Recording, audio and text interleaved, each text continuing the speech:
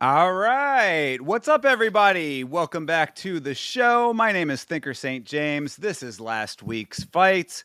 We're going to be going over UFC 309, Jones versus Miocic, talking a little bit about Jake Paul and Mike Tyson, and then taking a look at UFC Macau coming up soon. And to do all of that with me, the Ohio player, my good friend, and the greatest heavyweight mixed martial artist of all time, Chase Parton.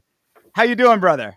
Oh, we are good. After a weekend like that, you can't be anything but good coming into Monday because I got a lot to talk about. So I'm So, I'm so ready much. for it. Absolutely. Yeah. Well, I mean, we can get started here in just a moment. If you are new to the show, we will be talking about every single fight on UFC 309, going over every single one of those. If there is anything that you want to talk about that does not pertain to the fight that we are talking about at the moment, you can throw it in the chat or save it to after the card is over. We'll come back and chat that stuff up at a later time in the stream. But to get it started, UFC 309, Jones versus Miocic, Madison Square Garden, New York, New York. What was your overall impression of this event, Mr. Parton? I think this was overall a really good card. I thought it was really, really fun. I thought at the end, whether you enjoyed the payout or not, it happened. So that was that. I also will note that because of one fight cancellation between Chris Weidman and Eric Anders, the show started off a little slow. Like I was rushing home to get here at 6, and the show didn't actually start till about 6:30, 6:45. And shout out to them for knowing ahead of time to throw all that stuff in at the beginning, all that talk and the people at the desk.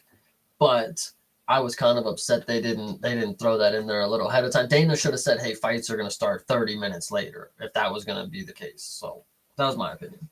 Fair enough. I know that you're a bit of a stickler about the pacing of these shows, so I you know. actually, I want to counter that real quick, and then I will Okay, let yeah, you yeah. finish. I was thinking maybe I've been a little harsh on the pacing, but I think they've also been sluggish the last couple weeks. I don't know what it's been. Maybe because we've had a lot of fight issues and people pulling out, but I think it's been very, very sluggish these last couple weeks. That's just me. Sorry. Go I ahead. understood. No, no, no. That's all. That's all well and good. Yeah, no, I actually really liked this event a lot. I thought that it was one of those ones where a lot of people were saying that it was going to be mid. They didn't really think that the quality of the fights was very good, and I think that it delivered in a really great way. There were a couple of really, really good fights on this card, in my opinion. Of course, we're going to talk about all of them here in a minute. But yeah, I enjoyed it. It was unfortunate that Weidman and Anders was canceled. That was, one that what I had said on the watch along about that was that it was one of the fights that if there were going to be any fights on the card that did get canceled, that was kind of one of the okay ones that you could kind of lose. So I was all right with that in the big picture, in the grand scheme of things. But having fights drop off is never fun. One other note that was kind of interesting. There's been a lot of talk about it in the Discord and online. I think we touched on it maybe on that impromptu stream a little bit, but the old gloves were in effect on this show, and I mean, whether or not it made too much of a difference, I guess, is up to your interpretation. But just an interesting note as to everything. And then now the old gloves are basically what the organization wants to go back to exclusively. And I think you told me that the reason that they're not doing it across the board for all events coming up is because they just don't have the supply for it. Is that the case? So, yes, I think that is something to note. Dana in the post show said that they are moving back to the old gloves and that for the fight nights, they will have the or the new gloves, but that is only because they do not have enough of the old gloves and they're going to get more manufactured. And I think that is important for this card because everybody was wondering why the veterans got to say, why are the veterans the one that get to change the gloves? And I think it's perfect. I think it makes perfect sense because the veterans would know. They put on the gloves and they instantly knew this is not a good MMA glove. We've been in different promotions. We've been around forever. This is not something that we should be using. Demetrius Johnson did a very good video on it, I'm pretty sure, talking about the Pride gloves and anything like that. But the new gloves, just the veterans knew off rip. And I think that was who you should listen to. Don't listen to the new guys who are saying that they're bad. What do they know? But the people who have been around doing it, they would know good from bad gloves. Fair. And of course, there was one veteran at the top of the card who say might hold a little bit more water than others, but that's speculation perhaps. Either way though, I mean, look, if the fighters are happy with going back to the old gloves, then that's fine. People were talking about the amount of knockouts with the new versus the old.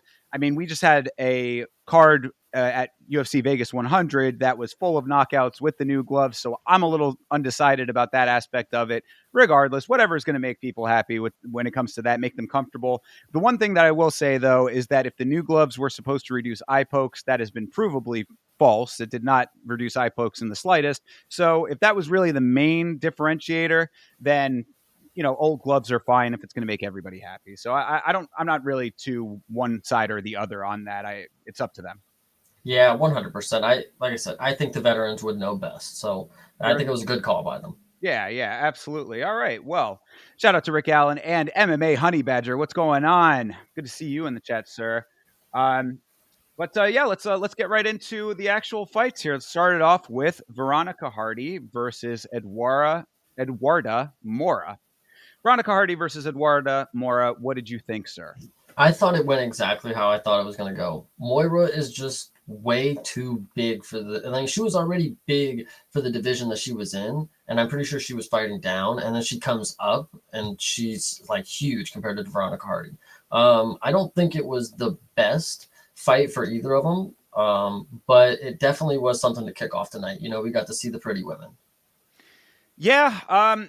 Honestly, like this fight was really like I was glad that this fight did not set a precedent for the quality of the fights to follow, because I really was not super ecstatic about this fight. Watching it, I thought that there were, like a couple of decent moments, maybe, like it was not like really a great display on either side, in my opinion. Mora just does not. I don't know. She doesn't inspire like that feeling that I get when I see a great fighter fight. So I feel like she's a little bit mid. She did get the win. That's fine. Nice UD win across the board. I'm pretty sure. So I know, and all three rounds on at least one judge's card there. So I mean, fine that she got the win. Nothing against that. Hardy is a little bit even shakier as far as my opinion goes. I kind of really don't have all that much to say about this one other than that it was okay and it happened. I think one to note is that Veronica Hardy has this she has this personality where she's very jovial, she's very loose, and she doesn't seem like she's taking it very serious. At one point in the early round, she got punched in the face, and then she like put on like a very stern look, So I don't know if she's just like kind of all over the place, not really in the zone kind of deal, but I kind of figured Moira was gonna overpower her, and it's not like she did for the entire fight. She got outstruck, but I think it was very convincing that Moira was winning every round, or Yeah. close to every round. I mean, do you think that she's going to have more problems when she's up against women who are a little bit more evenly sized? Yeah, she's not very good. Yeah. I mean, I don't know. I like perhaps she'll prove us wrong with that, but it just seems like if she's coming in a little bit bigger, I know that she had missed weight in her first two fights, I believe, and this is the first time that she actually like made weight. Going up a class, Going yeah. up, you're right, going up a class, exactly. So I mean, if she's going to stay there, then that's probably better for that element of it, but she's going to have a whole different crop of competition that's going to not be of the caliber of Veronica Hardy. So we'll see what ends up happening with her going forward. This was not the most inspired performance, in my opinion. Yeah, I think we kind of all knew that Veronica Hardy was mid. I think more questions were on the line of Moira coming in at undefeated before the last split decision in her last fight. Right. She just still does not look like somebody who was once undefeated at 10-0. It's Yeah, no, I agree.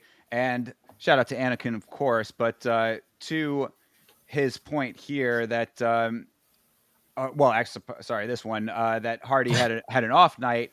I mean, she was coming in at 9-4, now 9-5. I mean, off nights are starting to add up a little bit. So if that's, what I mean, like if it's an off night, they can't continue to stack, is all I'm saying. So right now she's really got to pull it together and decide if she wants to really stay around with all of that, because the organization's not going to like it, whether or not, she's wife of Dan, On or the whatever, on or the any other reason. On the contrary, I think, less expectations are put on Veronica now. We've seen a lot of women with shit records in the UFC and they stick around. Veronica That's a good Hardy's point. she's a pretty lady. People seem to want to watch her. She can be the first fight of the night. She's a seat filler, for those prelim fights, whatever. And, she can stay around for a little bit. I think it's very possible. She might be a good negotiator. Her husband might be able to lean her in the right direction of how to keep a contract. So who knows? Sure. Well, I mean, I just know that he's had some issues with the organization himself in the past, of course, former commentator who is no longer on the commentary team specifically. But if she's going to be able to come out here and show out at some point going forward, then that's fine. You are correct that there are, I think, a little bit larger bandwidths for women when it comes to the record, because there are some women who we have said in the past, like, it's kind of crazy that they're still around, but it'd just be nice to see some definitive steps in the right direction. That's what you want to see for all these fighters, right? Consistent improvement, growth, forward motion. Yeah, you actually made a good point. The women they can just do whatever the fuck they want. Seems like a lot of them miss weight. A lot of them have really shit records, and they somehow seem to just stay around. So, female privilege, bro. we talk about equality, guys. Yeah, exactly. Across the board. Let's get it even. Anyway, all right. Well, that was that. Do you have anything else to say about that one? Nope, that one's it. All right. So let's move on to Basil Haifez versus Oban Elliott, the Welsh gangster. What did you think of that finish, my guy?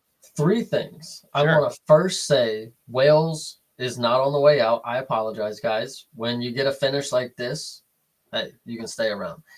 2, I think this was on its way to being a very, very snooze fest. Oh my gosh, this fight.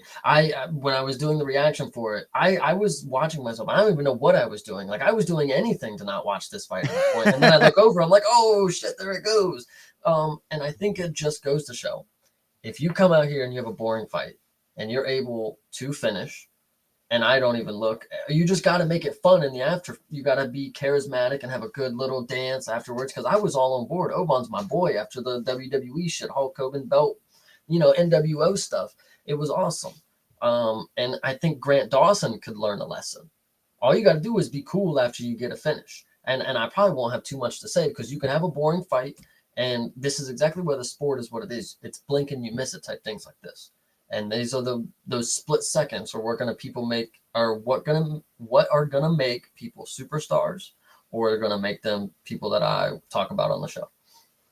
Yeah, absolutely. That's all the after the fight stuff for sure. He's definitely a talker in a good way. I think. I mean, I liked that he was cool he was cool and cocky, but cocky in a way that was like accessible as opposed to being abrasive, which is a fine line sometimes. Sometimes people can get away with it pretty well. Of course, we have Charles Radke, who we just talked about recently, who kind of skirts it on the other side of the equation, but I still fuck with that too. So, I mean, it's a sliding scale with that, but I think that the stuff he was saying was definitely like, I could get behind that. So I was happy with that. In the fight, I thought that he had some really nice leg kicks early. Oban Elliott, we're talking about. I thought Haifez was landing in better volume for the first 2 rounds, but apparently the commentary seemed to think that Elliott had taken those first 2 rounds as well. And I was like, I thought that was kind of crazy to me. I mean, they at one point Rogan's like, oh yeah, he's definitely winning this fight. I'm like, what? Are we watching the same thing? I mean, but who knows? Maybe there was stuff I was missing, but it definitely seemed like Haifez was feeling himself a lot during that fight. I mean, he was kind of showboaty a little bit. We always say that can come back to bite you. Obviously, it did here. I just thought he didn't look half bad. I mean, like it was a little bit of a boring-er fight just because it was really point fighting. But I mean, I thought that for that style of fight, he was doing pretty well. And then just that bomb overhand, really nicely placed right on the freaking nose, just obliterated him. So good job for Elliott to turn it around and make it a banger thereafter. But yeah, anyway, comments? Yes, very much. I think you were watching the wrong fight for sure, because Oban Elliott, yes, he was not doing much, but he was, countering and leading the charge. He was leading the dance, I would say. He was putting pressure on. I that's true. He was staying active with with a lot of different mixed variety of strikes. And I think in the corner, Hafez, he was asking who was up in the fight, and I'm pretty sure his corner said that he was up 2-0. And I honestly, even looking at the stats here, how do you land 24 strikes going into the third, and that's all you did was strike? Like, how were you possibly winning? Maybe one if you got 24 in one of them, maybe.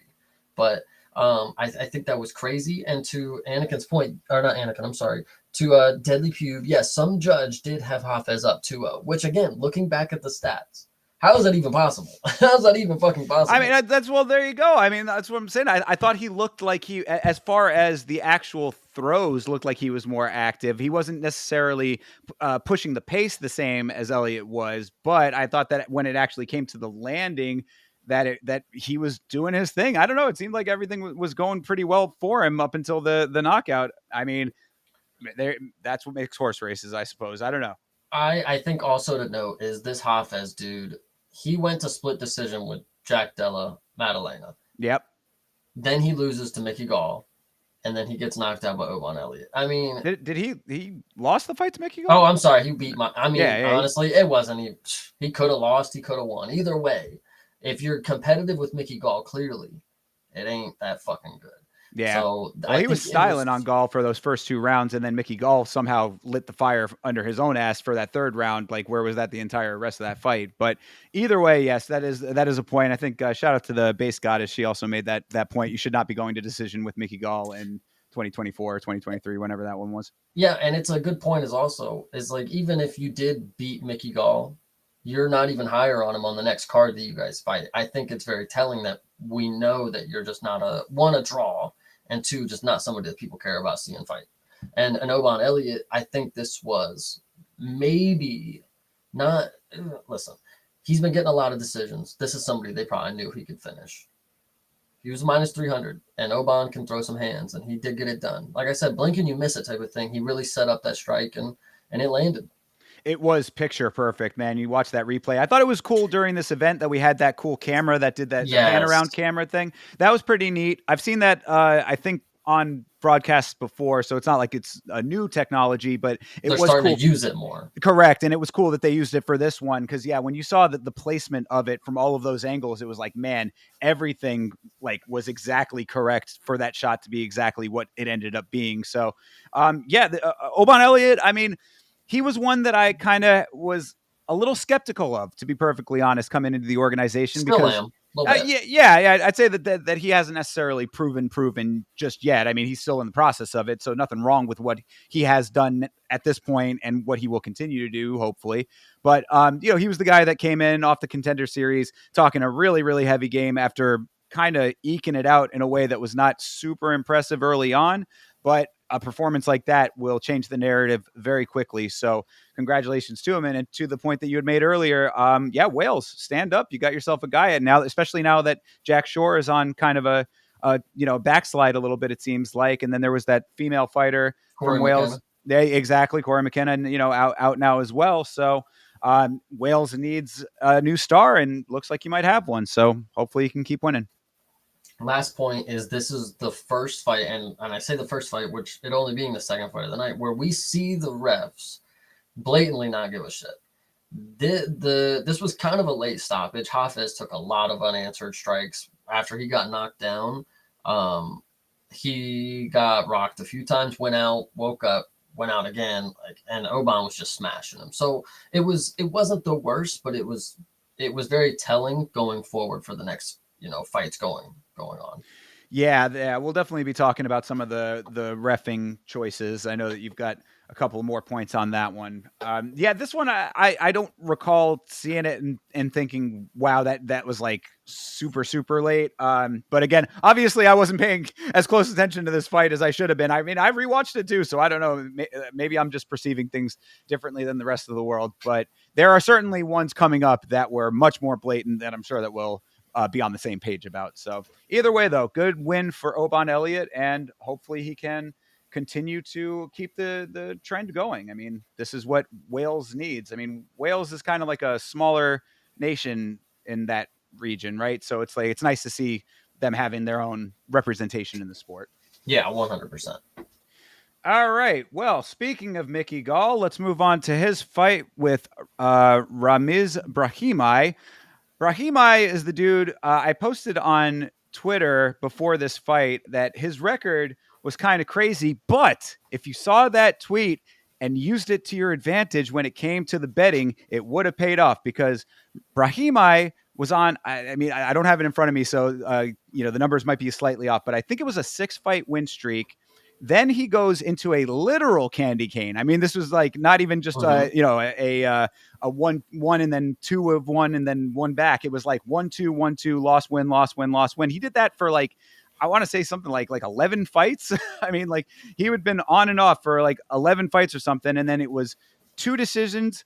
He gets knocked out, 2 decisions not in his favor as far as the losses go. So it was like a weird set of circumstances as far as his record went. But if you saw all of that, then you would know that he was on a loss. So the next one was going to be a win. He ends up getting the first round knockout.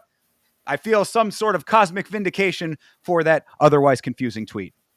Yeah, this one I think was very fun initially because Brahima he has some intensity, some that you kind of want to get behind. Like he doesn't seem like he's the most charismatic, but he seems like he is bringing it every when he bringing it to the fight. The fact Mickey Gall was the favorite is honestly insane. Looking at that, I remember in the watch along making the comment that Mickey Gall, in my opinion, from what I remember, doesn't get finished too often. If he does, or if there is a finish, he's normally the one choking him out, kind of deal.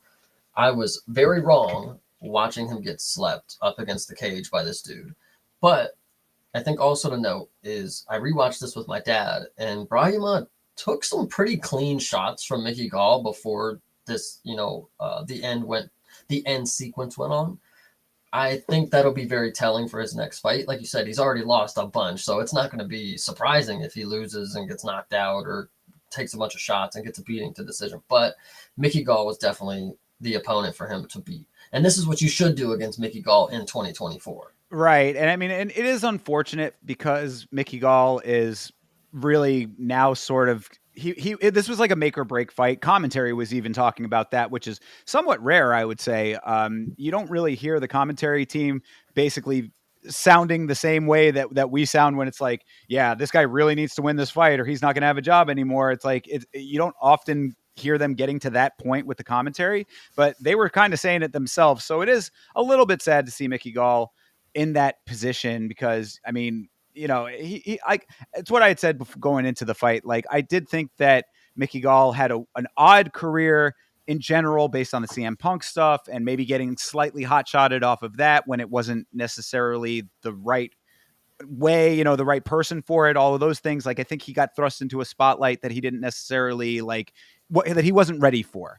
But now, I mean, at this point in his career, he's been around for quite some time. And as Anakin said here, 7-7, that's really, when the numbers are that even in the wins and the loss columns, like I would not be surprised if we see the roster tracker popping him up at some point soon. So it's unfortunate for that. But as far as Brahimaj went, yeah, I mean, all of those things that you had mentioned were true. He does maybe need to work on the defense just a little bit because he leaves himself open just a little bit. He also goes for things that I think he needs to pace better. Because there was one point where he was landing some really nice uppercuts with like the hand in the back of the head, like the half tie clinch kind of deal. Like, he had the one hand and he was going for the uppercuts. And I'm like, that was working nicely for him then. But I remember on the Contender Series, like only a couple of weeks ago, I was saying like, you leave yourself so open when you do that. Like a guy who like sees that happening or like recognizes the hand on the back of the head is going to be able to like either get out of the way, like drop under the hand, like turn their body. There's a number of different ways that you can leave yourself very open by doing that. So just got to work on a couple of fundamental elements. And at this stage in his career, it's like, is he actually going to do that? Who knows? But either way, I mean, the right hand on the temple landed flush, Gall goes down. That's really the end of the story on that part of it. And nice to see him get that win after being off. I think they said he had like some kind of like maybe eye surgery, I want to say, or something. There was some kind of deal that like had him sidelined for like a while, like extended layoff. So good to see him come back and get himself a nice win. Yeah, I feel like I'm actually very surprised to check his record actually and look at how many losses he has and how recent they are compared to like the wins. I after this I would have thought that this was like an upcoming prospect, like a good dude, and then like oh my god he finished Mickey Gall. Okay, what he should do now he's on to the next. But like this is just a dude like looking at the odds like he really wasn't even supposed to beat Mickey Gall. So shout out to him, making that underdog performance, but going forward, it's like, what can you really expect? Yeah, well, I mean, that's remains to be seen. Perhaps this is Ramiz Brahimaj 2.0. And I believe I want to say it was this no. Sorry. Take that back. I remember what I was gonna say. Not this fight. But either way, this could be this could be the new and improved version of this guy. I mean, come back and prove it. Just go out and prove it. That's all you got to do. And he's with a knockout like that. That's the first piece of what could be a very nice run. So good for him on that one. And I also wanted to say that I very much liked his little nipple hat. Okay, yes, I know what you're talking about. Yes, and he put it on Joe, and He did. Conehead Joe was started. Yeah, that was a weird hat. Don't know what region that is from. Never seen it before, but would love to see it again. Yeah, that was definitely like hats of the UFC is going to be a potential video at some point coming up because that was a unique one. That's one that I hadn't seen before either. And to the point with Joe Rogan that you just brought up there, it stayed with Joe Rogan, and I know that because at one point they cut to the commentary table and it was sitting right there. So perhaps Joe Rogan is collecting these hats. Yes, he's got. I would hope so. I hope he's got a little trophy section of mannequin heads that he puts the hat on. Yeah, absolutely. There you go. So cool hat, good win. Shout out to Ramiz Brahimaj. All right. On to the next one. So everybody out here counting out my man, Marcin Tybura, who was fighting Jonathan Janice. What'd you think of him this time there, Chase?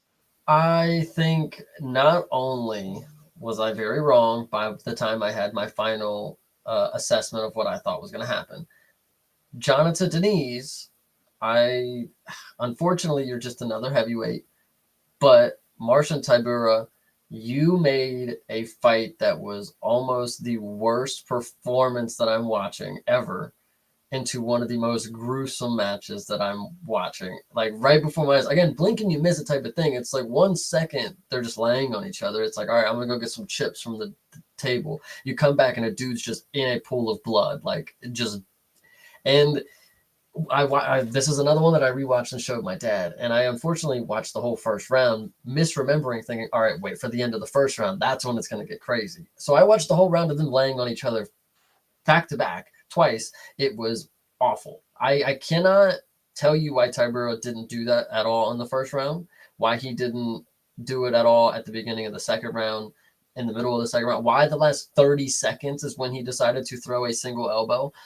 But as you see, it is one of the most effective strikes in the game. And I actually think it's crazy. It's like if Jonathan would have just taken the blunt elbow strikes instead of pushing him off and then getting sliced by the elbows, he probably would have been in a better situation, because once that first cut happened and he just kept smashing him, like the blood started squirting and you knew shit was over. So it was bad.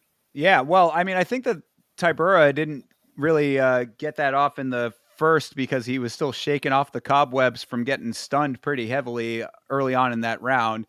I mean, that's a convenient excuse. I don't think that that's 100%, but he did get stunned. So, Denise definitely has some hands. I mean, he was able to lay that shot on when both of them were still really fresh. So, good there. But I mean, yeah, this was the Marcin Tybura show over here. I mean, he really was able to control a whole hell of a lot. Like you said, I actually had made the point on the watch along that I thought that Mora in the first fight was fighting a little bit like Andrei Arlovsky. I was very, very nervous that this fight was going to be similar in that Tybura was going to do the same thing. Thankfully, the elbows kind of saved us from having to have that be a repeat there. But those elbows were really nasty. That laceration across Janice's eyes was nuts, man. It looked like a sword just slashed straight across. He had the cut over one eye, across the bridge of the nose, and the cut over the other eye. It was like right down the same line. So really, really slicing elbows. You're absolutely correct that elbows are one of the most dangerous, if not the most dangerous, strikes that you can throw, especially at that range and in that situation. Interesting end to this fight, though, because of all of that. Like you said, it happened later in that second round. Gets picked up by the corner to go to the stool. That was a point of contention with a lot of people. We had looked on on the watch along. We have the unified rules and a nice little binder there. So we had looked, and we didn't see any language about a fighter being helped back to the stool in the actual unified rules. There might be some rules that are different per commission, so that could be there might be some point to be made there. But either way, odd stoppage because the doctor ended up stopping it before the start of the third round. Even though Janice was on his feet at the time and seemed with it, he stopped it due to quote unquote wobbly legs. Even though it probably should have been stopped at the end of the second when the strikes were happening. I'm glad you made the point about him getting picked up by the corner. I think DC freaked out about it on the broadcast, like, whoa, his corner came and picked him up. And like, in my opinion, I'm thinking like, well, yeah, they're trying to get, like, they got to hurry up and get to the corner. Like, I mean, they're just in the zone. Like, we got to get our fighter to the corner. Let's get him cleaned up and ready for the next round. It's like, what are you going to do? Just let him lay there? He probably would have got up eventually. But like, come on, let's get to the corner. Let's get the next. Well, I think that the idea is that you're not supposed to be able, well, at least in the theory that people would be going with if it was not a legal thing to do, is that the fighter needs to be able to get up off of their own accord. You know what I mean? Like they have to have the wherewithal to stand and intelligently get themselves back to the stool. Yeah, and I think unfortunately, Anakin made a good point. Orabai and Aldana, they were able to fight, but I probably thought those should have been stopped as well. I'm not the judge here, but this one, he was fucked up, guys. Even talking to the doctor, he's like, I'm okay, 100%. It's like, dog, I can see you, and if you're just lying to me right now, you're gonna tell me this is 100%, 100%. Like you could have said 75. I probably would have believed you and let you go, but you were that delusional, clearly fucked up. Like your face was destroyed. If we would have let you go on, you probably would have went blind or something. Bro, you had cuts like on your eyes. Like it was bad. The nose was gonna be fucked. I'm pretty sure his teeth were broke. Like he's bleeding all in his mouth. Like, bro, it was bad. He was fucked up. Yeah, I mean, in the moment, I thought that it was an okay stoppage, honestly, like based on everything that we saw at the end of the round. Now, see, that's also one of those things that gets into a little bit of an odd territory, though, because it's not the doctor's place to fix the mistake of the referee. I mean, I believe that was. It should have been stopped. Yeah, that was my opinion, honestly. I mean, like the amount of damage that he was taking that was unanswered when those strikes were coming down. I mean, like, because the thing is that the clapper sounds, so you have those 10 seconds, but pretty much the majority of the blunt strikes were all in that 10-second window. So Herb is trying to like let the horn save him, and it's like, which is, I can understand that aspect of it because you want to give these guys as much of an opportunity to fight as you can and all that kind of stuff. It's short time left on the clock. This would have been a situation, and I think Rogan even said that too, where he was like, look, I would have been happy if Herb had stopped it with like 1 or 2 seconds left. Like it would have been okay. I was kind of in that camp. So it's not the doctor's place to make that call. However, it probably, like all things considered, if you shake it out that way, then I was okay with it. It could have gone to the third as well. Again, it's one of those gray areas. This is exactly why I am interested in the rules and regulations of the sport, is for situations exactly like this. What is the protocol for it, and what should have happened versus what did happen? So, I guess you can kind of feel how you want to feel about it. They handled it how they wanted to handle it, and I guess we got to move on with that information going forward now. I think it's also the point. It's like the UFC is the best of what they do, and we unfortunately should never have to see somebody die in the fucking cage. And these are one of the times where I'm sitting here thinking, like, if they would have let this go one more round and Herb would have done his half step in, let me see if he's good. Like, bro, like Jonathan Denise is going to have a face that is fucked up. Like, I know Tybura probably would have just laid on him another round, feeling bad. But in theory, you let that go on after what you just saw. Imagine it gets back to that point. It's like he already did like all the work he needed to do. It's over at that point. If he gets back to it, it's just going to be a massacre. So Yeah, fair point. And actually, shout out to Checkmate MMA over here saying, "Ask the ref." That is something that hopefully we will be able to do at some point on a stream coming up on this channel in the future. So uh, we'll organize that. But Checkmate has a former UFC or a referee who has refed fights for the UFC in the past on their show. So at some point, maybe we can get an expert's opinion about this. We'll have to get that worked out. But as far as this fight goes, I also thought that Tybura showed that there are levels to this game and also made it so that heavyweight might continue to suck for a a long time more to come, because that was the big thing about this fight. We talked about it a couple of times coming into it, is that Janice was going to get a heavy jump going into the top 10 with this fight if he had won it. Obviously, they're trying to bring some new blood into the heavyweight division, shake that up because of the lack of greatness that we've seen, as in relative terms in the heavyweight division, except for the very top of it. And now that does not happen. So any opinion about that? no, not really. I think the only point that I have left for Tybura is kind of along with Deadly Pugh.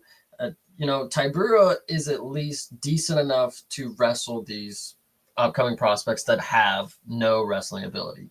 But unfortunately, there is a dude at the top who is so much better at wrestling than Tybura that it literally doesn't even matter. Tybura has nothing left here. He could just stay in the middle of the pack. That's just what he's going to have to do. He already lost to Tom Aspinall, and then he lost to fucking Sergey Spivak with his grappling. So you're only going to be able to beat the Jonathan Denise of this fucking division at this point. Shout out Tybura, though. Go get your money. Chase Parton is a Marcin Tybura hater. I don't know if that's come through, but that does seem to be the case here.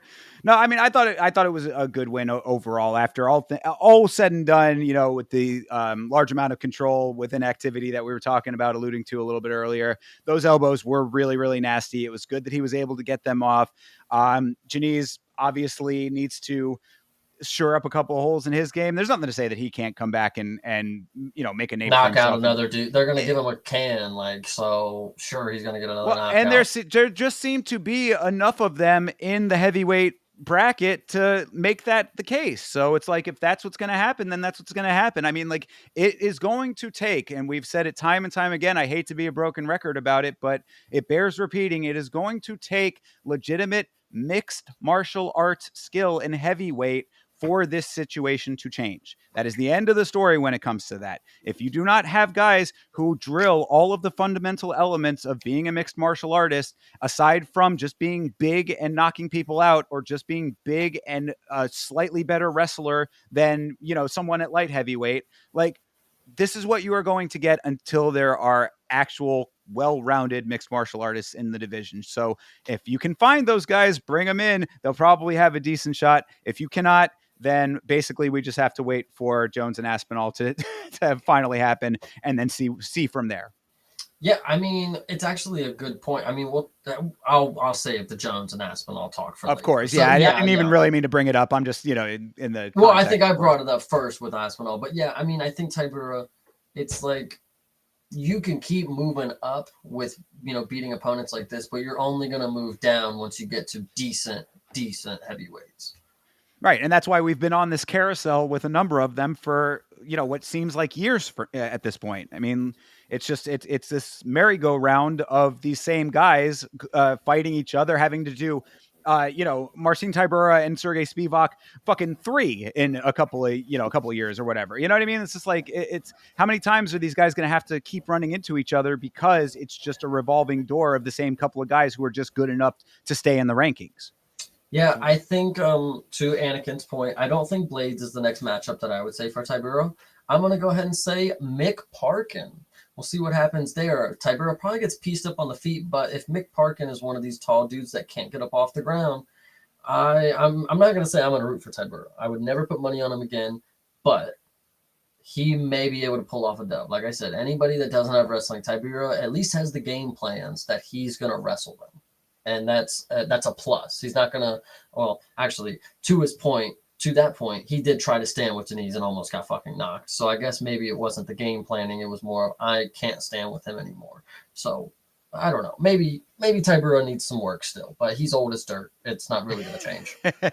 Well, we'll see what ends up happening there. I mean, really, I'm just waiting for some legitimate new blood. I know that Checkmate has talked about Pat Brady a couple of times that I have heard. So if he's somebody who's really about it, then get him on the show, get him to the big show one way or another, and we'll see if that prediction is true or not. So.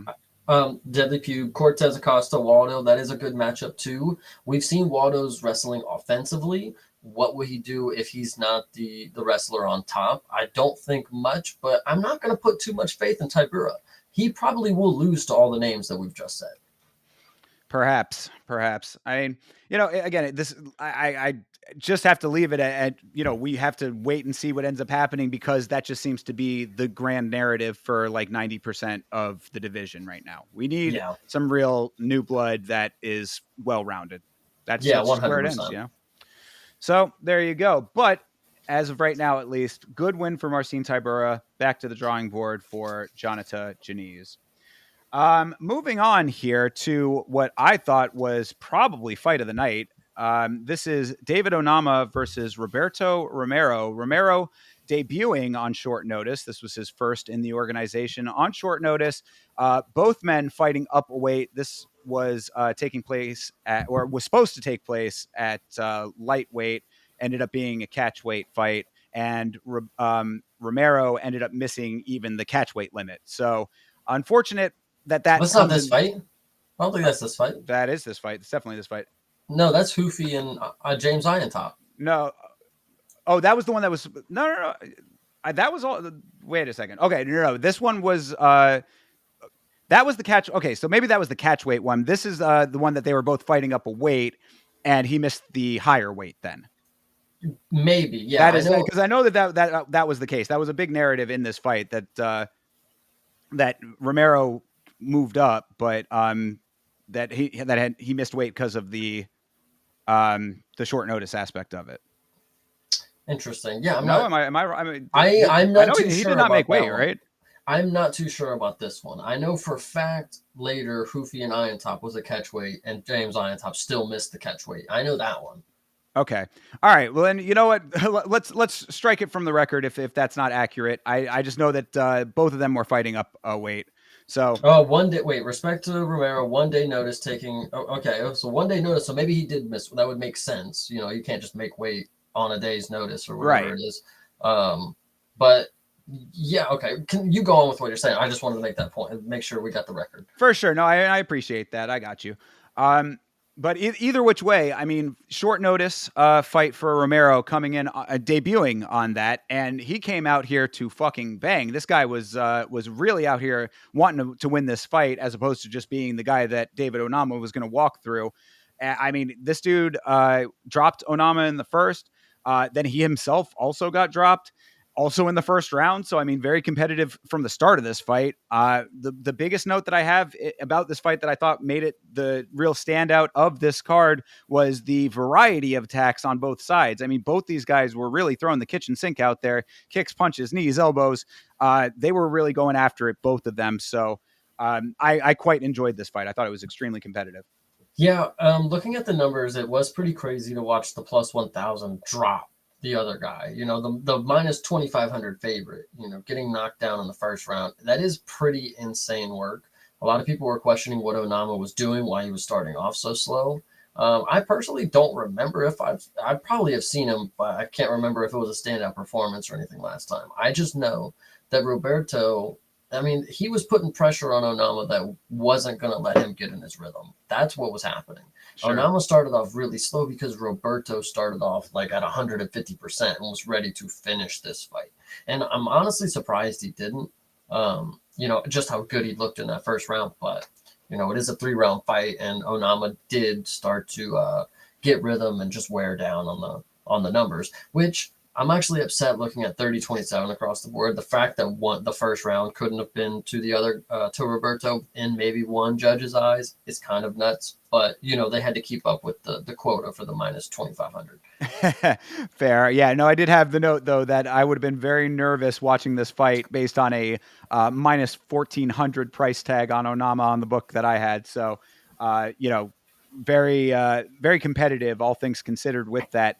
Onama's punches, man, this dude punches so goddamn hard and with extreme intention.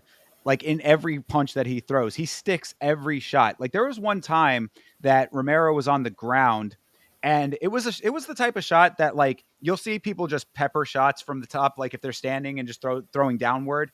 That it's just like a couple of shots just to keep the action going. A couple extra little points here and there. He was throwing those shots to the point that you could hear them audibly on the broadcast. So I'm like, this dude really like he locks in. He is also very calm and collected in there as well. And then when he throws, man, this guy really can thud. So definitely a dude to keep an eye on as far as his power goes. He's really swinging for the fences. Yeah, 100%. This was, like you said, fight of the night candidate, if not fight of the night. And it was just a really fun fight to watch. Like normally, this felt like I want to, because when you're talking about the weights, I'm looking at it, I'm like lightweight. Gosh, these dudes fought like flyweights. Like this was firefight whole time. Well, they definitely both were fighting up a weight class. That I know for sure. So, okay. And that might also have been part of the weight discrepancy stuff. But, and why they were maybe able to go for so long, so quick, because they're not, draining themselves as much as they would. And to the fight that you had mentioned, the James Yontop and Mauricio Hufi fight, which we will talk about, that's definitely a point that I'll be making in that one. So, the difference that you have not having to cut, the freshness element of it certainly played a part. And in that fight, I would say, and then perhaps in this one as well, but really good competitive fight on both sides. Onama definitely deserved the win in the end. I do agree with you, though. There probably was a round in there that could have gone Romero's way, at least on one judge's card. Like you said, it's throw the guy a bone a little bit, really. But regardless of that aspect of it, I do think that this is the exact type of performance that if you are going to lose like Romero, lose this way, because this is the type of performance that will keep you around even in a loss. This could have been a one-off, a walk-on contract, and then you're right back down to, fighting in LFA. This is exactly how you make a statement in this organization that you belong here, that you deserve to be here. And I think that a lot of fighters coming in on short notice or, just stepping in to fill a slot could take a page out of Roberto Romero's book. I think you're completely right. And I think I was thinking about how I wanted to make this point is like a lot of people you see, they're willing to take that debut fight on short notice and they're willing to go in there and try to win. But what they have to do, and shout out to Roberto for being the guy to take that fight. But if you want to be the guy to stick around, you got to be more than willing to do that more than once. It's not just I step in on short notice just to get into the league or to the promotion. Now you got to think about do I want to be that guy that everybody is going to want to watch? I have to be willing to take those opportunities again. It's not just a one and done thing. It's like, do you want to be the dog in the sport? You got to take those fights, be ready to fight, show up, take more short notice fights. I'm not saying take them all, but those are where the opportunities are going to come for you. And that's where you're going to get your stripes in this sport. For sure. I mean, it's the same basic point that we make about the Contender Series fighters in general, right? I mean, this is not the end of the road. This is literally the beginning of the road. So, yeah. You did your thing on the Contender Series. Now you got to prove it in the big show. He did his thing in the big show. Now you got to prove it again because you didn't get the win. But either way, I mean, every fight is that way to an extent for everybody fighting. So go in there and continue the intensity that you have. And I'm definitely going to be keeping an eye on Roberto Romero, definitely keeping that name in the back of my mind because I really enjoyed watching him fight. Yeah, the thing is, though, he is a man. We talked about equality with the women. His record, though, he is reaching that one more loss area is already bad for somebody in their second UFC fight. This is a good point for sure. Well, wait, you said it was his second? Well, I'm saying you mean going into the next one? Gotcha. Going into the next one, yeah. If he's, that's not looking too good. Yeah, hopefully, hopefully for his sake, he doesn't go up against like a future champion kind of deal that or somebody that ends up way higher up in the rankings very quickly or whatever. That would Yeah. be he'd be a collateral damage at that point. But the way to make it so that you are that guy as opposed to the other dude is to go out and fight the way that he did here. So do your thing, Roberto. Made a fan out of me. Yeah, I agree. Yeah, and of course, shout out to David Onama for being the other side of that coin and putting on a great performance of his own. Yeah, and to make that point is this is a performance that I would classify. I'm not going to say he didn't dominate the fight, but this is a 30-27 where you could go into the post fight and say I dominated the fight. Like I had a great fight. We're going to talk about later somebody who got on the mic and talked about domination and they didn't do anything close to what this 30-27 was.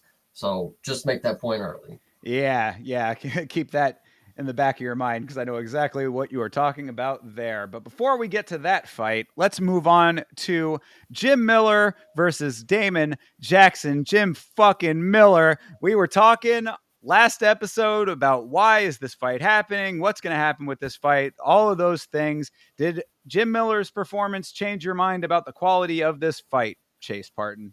A few things. That wasn't a yes. So go for it.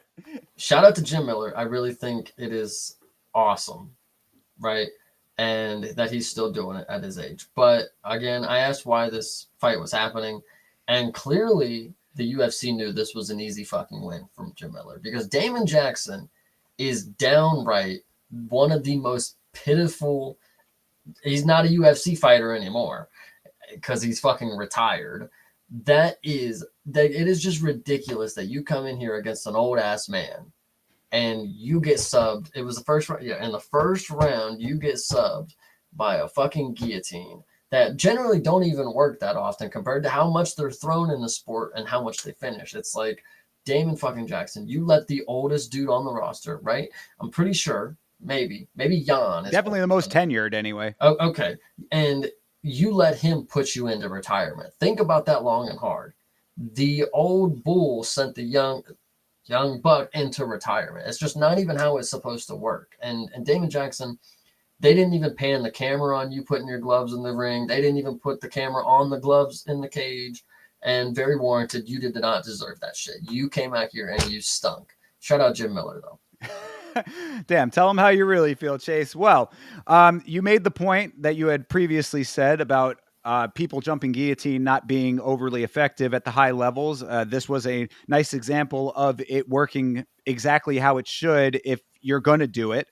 I thought that Jim Miller recognizing that he had the opening and taking it and securing it 100% was like that. You should show that to people who are even remotely thinking about ever jumping guillotine. Like this is what it needs to look like if you are going to go for it, because if not, it's going to be a big problem for you, which is often how it ends up more times than not. So, I mean, good for Jim Miller to be able to actually secure it when he did go for it. But the other point that had been previously mentioned by me on this show was, what did I say about Damon Jackson making poor decisions when it comes to takedowns? The exact note that I had when he was going up against Chepe Mariscal, shooting for takedowns that weren't there. This was not even necessarily the exact same thing, but still in the same wheelhouse in the sense that this dude was shooting. The takedown that he was going for was extremely sloppy. And I hate to dog the guy, especially after Chase just dogged the fuck out of him. But if you go back and watch it, he starts the takedown off almost on the side of Jim Miller's body and sort of tries to swing himself into the front of him to wrap around it. Well, when you're doing that, you're starting off, it's like now you're telegraphing all of the motion that you have to do to get from the side all the way over to the front of the body. Jim Miller is just reading all of that in real time. Okay, you're going for my legs. Okay, you're not in the position for it. Okay, now you are. Now your head is. So, I mean, like, all of the things that you were doing just led exactly to what ended up happening here. So, it's an unfortunate end to the fight and to his career, but it was, I can't say I told you so because I definitely didn't predict that one, but it does go to the basic point that I was making before, that poor decision making when it comes to these takedowns really have hindered the progress of Damon Jackson, and now, of course, that progress is no more. So Yeah, shout out to Jim Miller is definitely right. The Iron Man of the sport, getting the job done. I thought that was really cool. And at first, you'll go back and watch the watch along. I get a little bit of egg on my face, as I often do, because I thought that Jim Miller was retiring off of that. And I was like, that would have been a beautiful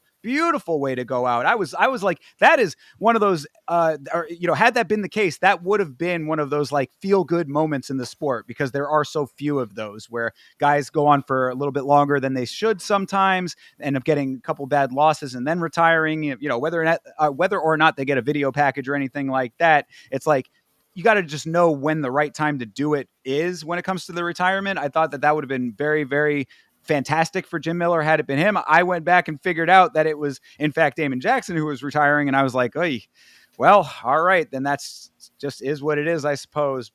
Not the way that you want to go out, but perhaps the right decision in the end.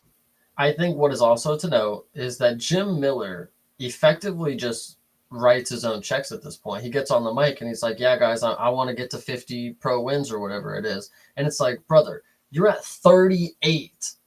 You just lost your last one. If you look at minimum what you're trying to get, like, brother, how many years do you think you have left? Holy shit. Like, and shout out to him for, I love the attitude about it. It's just like, yeah, I'm just here to just fight. Like, I have a goal.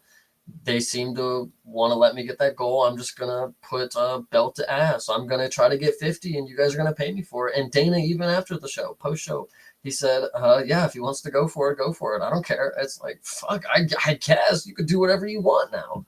Well, yeah, I mean, and this is why, like, when the term journeyman gets thrown around, I'm like, a lot of people use that term in a negative way, and I'm like, I think that there's absolutely a place for the journeyman fighter. Jim Miller is sitting here proving it right now. Go out and get impressive victories, finish your fights. And yeah, you do write your own check to an extent. I mean, Dana always uses him as the example of a guy who can make a long career out of fighting, because he's a dude that's always going to answer the call. He's a guy who's going to go out there, win or lose, and put his all into it, which that is the case, because, I mean, for him to have gone through as much hell as he went through against Bobby Green and then come back and get another fight thereafter and win it, it's like, that is how you stick around if you're not going to be champion material, if you're not going to be ranked material, that kind of stuff. So I got no problem with it personally. I enjoyed this fight. I enjoyed, seeing Jim Miller able to still be effective that way.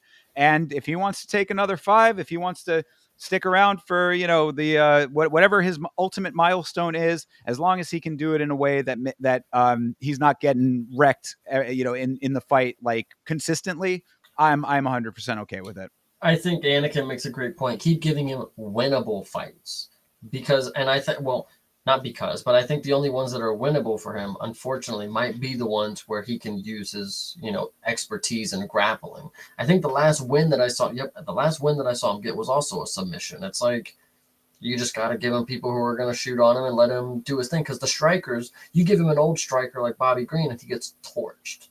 So imagine what a young striker would have done to him. Like, you just got to, favorable matchmaking is definitely what you have to do for Jim Miller if you want to get him to that milestone. And is the UFC going to be one of those sports where they just give somebody hammy opponents to get them to a goal? Maybe they will, maybe they won't. I mean, Habib fought a lot of no-name people for a long time. So. Well, outside of the UFC, of course, but look, I think that this cuts both ways, because we're at a time now where we get cards pretty much almost every weekend without fail. I mean, like, barring the end of the year where we've got that little bit of a layoff before the new year starts, we are very spoiled at this point as far as how much content we get out of the organization. So if you like that, if you enjoy watching fights pretty much every weekend, then there's got to be fights on the card where, it's this type of a fight, you know what I mean? Like, so it's like, yeah, you don't necessarily want to have him going to be the stepping stone for the hotshot guys, the up and comers that are like really going to be like super killers. But if they continue with this level of fight for a Jim Miller, and someone else in the relative range that he's in, on the plus or the minus of that a little bit, either way, I think it's fine. It keeps these cards filled out. It keeps us entertained. depending on where your level of interest is. And, we continue to have the pattern that we have now of getting events regularly. So be happy with it. Yeah, I think that is a good point because while you're explaining that, I'm thinking to myself like if he's gonna continue and this is like a legitimate like who's better competition, then I would only feel right is if he's facing people who are like tallied to win.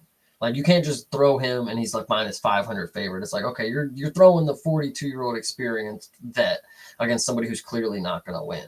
Like I don't know, but I mean maybe that's nobody at this point. Maybe everybody's expecting the youth to show out. So maybe that's I don't know.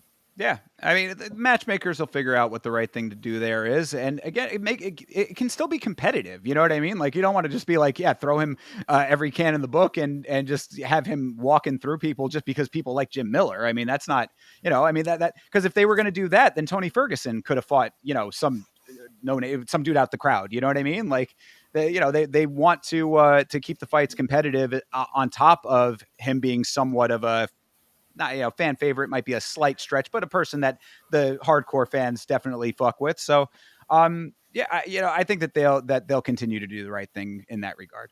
Yeah, 100%. So, good win for the Iron Man, Jim Miller.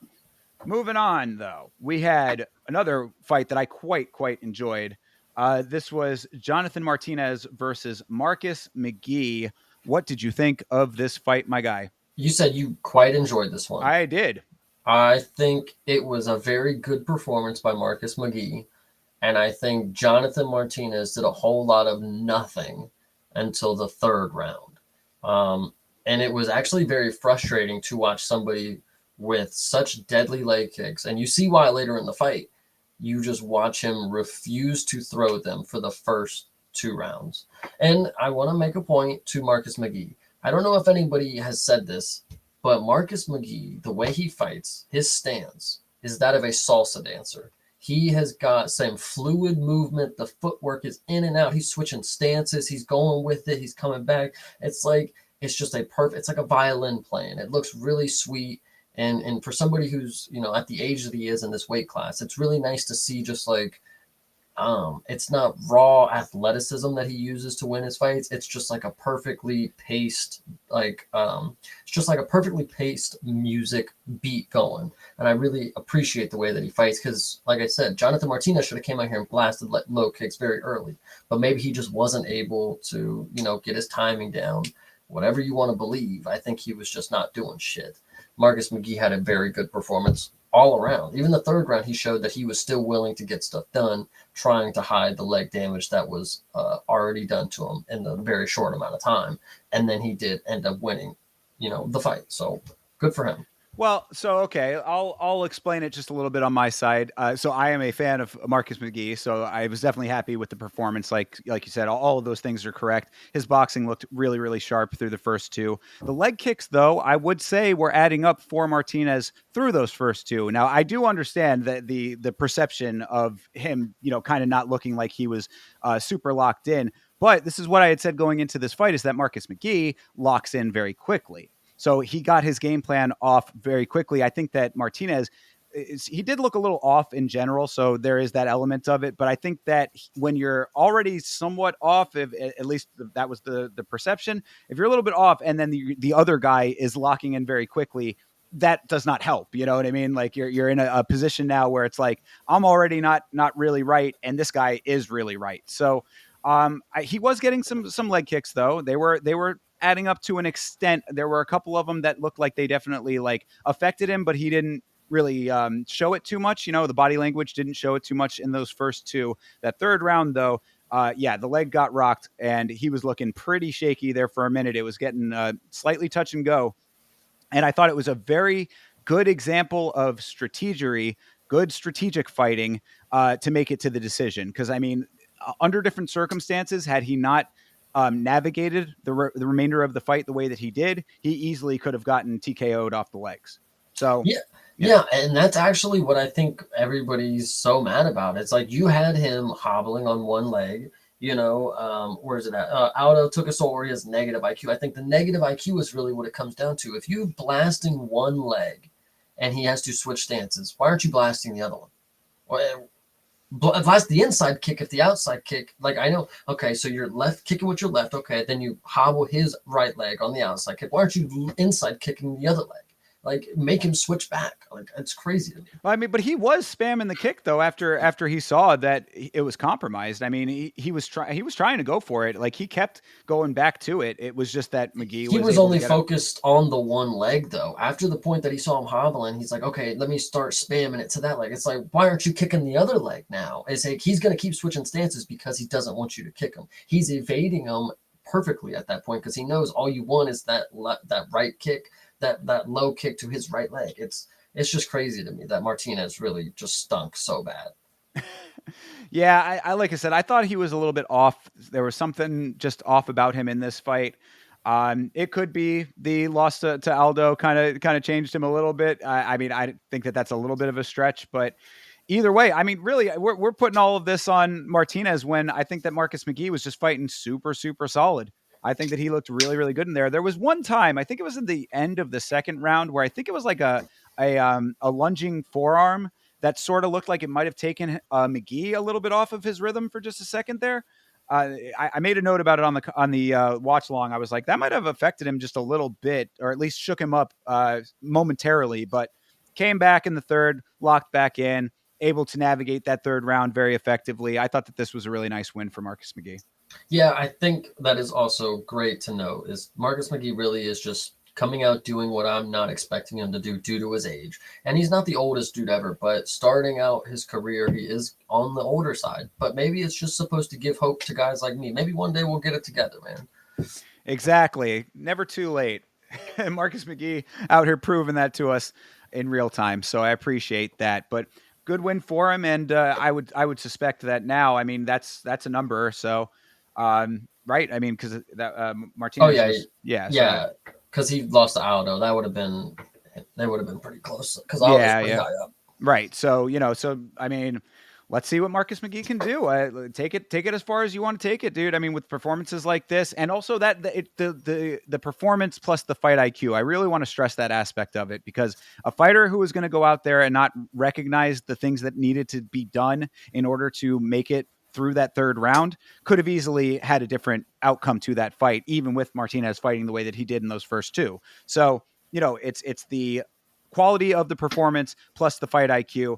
I'm a big fan of Marcus McGee. So maybe if Chase Parton's not going to buy the merch, perhaps I will. Yeah, his merch is definitely super good. But after a performance like this, I think it is just going to leave questions going forward. Was Martinez on his game? Was Martinez the opponent that was going to bring him problems? And were we ever going to see it?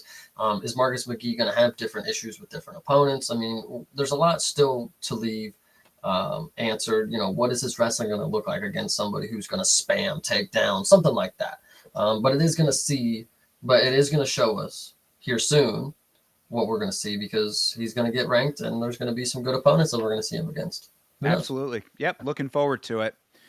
All right. So before we move on to the main card, I think we would be slightly remiss if we didn't mention the mini Trump rally that we had at the event. I don't want to get too political on this show, but it was a pretty big moment in the arena only because in previous events where the former now president-elect has been in attendance, it was really like, they would show him isolated on the walkout and have the, a little bit of an acknowledgement of it. But this was a whole package, man. I mean, up on the screen and very, big fanfare going on and everything. So an interesting thing to acknowledge is this intersection of politics and sport here. Obviously, Dana White, very close to Donald Trump, and a lot of fighters. Elon Musk and as well, Kid Rock was there too, guys. Don't forget the main attraction. I actually find it crazy that since you want to bring this up, I find it crazy that like growing up, my dad would always listen to fucking Kid Rock or whatever. And now I'm watching the UFC and it's like Kid Rock is walking out with Donald Trump, the president of the United States. Like where have we lost some stuff here? Like Kid Rock is just here. back. So it's fun to see him always. Yeah, yeah. And just very interesting times that we're living in where we have this intersection of entertainment, whether it's sports or otherwise, because obviously also Aiden Ross was in attendance.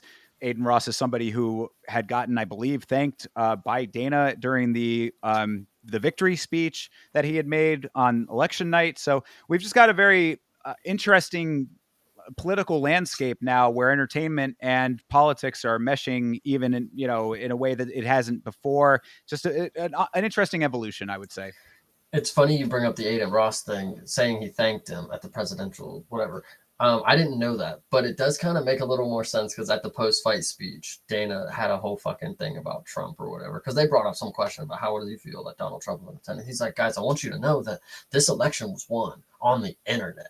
The internet is what won this election. So he like went on a whole big rant. So like thinking of like the Aiden Ross thing, kind No, of he yeah, is absolutely 10,000% correct in my opinion. I mean, again, I don't want to go into a whole long political yeah. diatribe here or anything, but I did think that that was one of the stronger parts of the Trump candidacy was the recognition of where culture is moving, and it really is a lot online. The old guard of entertainment is kind of not necessarily being phased out, but it's evolving as well. And the harnessing of the new crop of entertainment properties and entities is what he did very effectively. The UFC and fighting is certainly bigger than it's ever been. And to be able to tap into that, in addition to the Aiden Rosses of the world, you're seeing the results of it in a real way here. So again, just an interesting little piece of information because it was so front and center on this broadcast. I thought we should probably at least touch on it. Yeah, 100%. All right. Well, that aside, let's move back on into fights with Mauricio Hufi versus James Yontop, or Mauricio Rufi versus James Lontop, depending on where in the world you are or how you want to pronounce those names. Either way, I'll go with Rufi and Yontop for this one. Yontop in on short notice, could not make weight. Okay, so yeah, this is definitely, you were correct about this one as far as the weight issue is concerned. Yontop, short notice, couldn't make weight, catch weight fight at 165 and missed the catch weight limit as well. So a weight miss and then a weight miss as well. And you could definitely tell in this fight because he looked a hell of a lot bigger than Mauricio Hufi. Yeah, DC explained it well. He missed it by almost 20 pounds. Like, if you switch it from 55 and you go up to 65 and then you miss it by 8, it's like, brother, like you didn't even fucking try, but it was short notice. So whatever you want to say. But James Iron Top, whatever you want to say, he has always looked like shit in every one of his fights. He's never been in shape. So he's just one of these dudes that, as you see, is wanting to fight, will take short notice fights. And like I brought up with the other fight earlier, it's like you gotta make a reputation of taking all these short notice fights. You don't just do it once and get in and then you're good. It's like this is how you get contract bumps. This is how you get on pay-per-view slots, is by taking fights that nobody's gonna because it's short notice or whatever. James, whether or not you've made weight, is like you still did show up and you put on a performance that people are going to remember. They remember a Slav that came in and fought all the way to the third round and almost came back. But I think this is just to the point that Mauricio Hufi is the fighting nerd that left a lot of questions because we haven't seen him as much. And I think perfectly depicted by me, he was getting a little too creative for his own good. And he could have finished this fight if he wasn't being a jackass. That wasn't very fighting nerd-esque. That was fighting, I'm going to be stupid at times. So James, damn, I keep doing it. James, excuse me, I'm trying to be respectful. We know what you're talking about. I think you did get your ass beat for a little bit. Just what we expected. But the fact that you came back at the end with all this rejuvenated energy because you missed weight by 1,000,000 pounds, you made some fans at the end of the day. And Hufi showed out, but like I said, kind of still leaving some questions about what we're going to see, even though he's the only fighting nerd that has been on a pay-per-view. 2 of them, count them. So yeah. Well, I will say that we talked about the weight issue there. You can decide how much that played into it, but regardless, one way or another, this was the best version of Hamas Yontop that we've seen in the organization. Uh, he definitely was coming out there to be game, and I give him some credit for that, because really going into this, we both of us were saying that we thought that this was going to be a cakewalk essentially for Hoofy. So it wasn't, so at least it was competitive in that regard. He did look a lot bigger. Mauricio was having a little bit of an uphill battle in that element of this fight. And I agree. The bag of tricks was definitely on display. Hoofy got a little bit wild as expected, and kind of paid the price at certain times for it. Nothing that he couldn't overcome, but if he had been a little bit more grounded, the makeup of this fight could have been a little bit different. But overall, still a pretty good performance at the end of the day. Yontop kept it competitive all the way through. I thought that this was a pretty okay fight overall. Unanimous decision win for Hoofy was fine as well. It was fine. I honestly just want to make the point to James. It's like there is no reason, this is your third UFC fight. You came in onto Contender Series, that you look like this coming off the couch. Like, you are a professional fighter. There is no fucking reason for you. Like, if you're planning to fight at lightweight, or if that's what you're willing to step up on short notice, like, you got to at least look like you can maybe make it. Like, brother, with that belly, with that stuff that you got going on there, it's like you're never gonna be in shape. You don't get fight ready the week of. Like, you got to stay fight ready. So Hamas coming in on a three fight losing streak. All of them might be short notice fights, to be honest with you. I know two of them maybe. The Borishev one might also have been a short notice, but losing 3 in a row is not looking good. Even though you're getting good. You're keeping good standing with the boss man because you're willing to take whatever fights that he gets, but like, you got to start winning them. I know that's the second layer to it. Like, there's great, and then there's just like above average, and then there's good. But you got to be on the great side. You got to win those fights that you just step up to. Sure. Absolutely. And I think that this is a good question, and I'll let you get your answer in here as well, Chase. But do you think that Hoofy was overconfident? My answer to that would be no, I don't think that he was overconfident. What I think was the issue is that that he's still getting his full on understanding is not the right word, but I think that he's still finding the rhythm and timing of using the more creative elements of his game effectively against higher level competition. Not that Yontop was necessarily like the highest of the high, but just in the big show in general. I think that he practices and drills a lot of creative strikes and maneuvers, and when you actually put that into effect in the fight proper, the dynamics are always going to be different as opposed to what you get in the gym. So I think that he just needs to draw back a little bit from the over creativeness. You know what I mean? There is such a thing as getting a little bit too creative in there. And I think that would be the recommendation, but I don't think it was an overconfidence in it. I think it was just, he's naturally one of those guys that wants to use unorthodox strikes.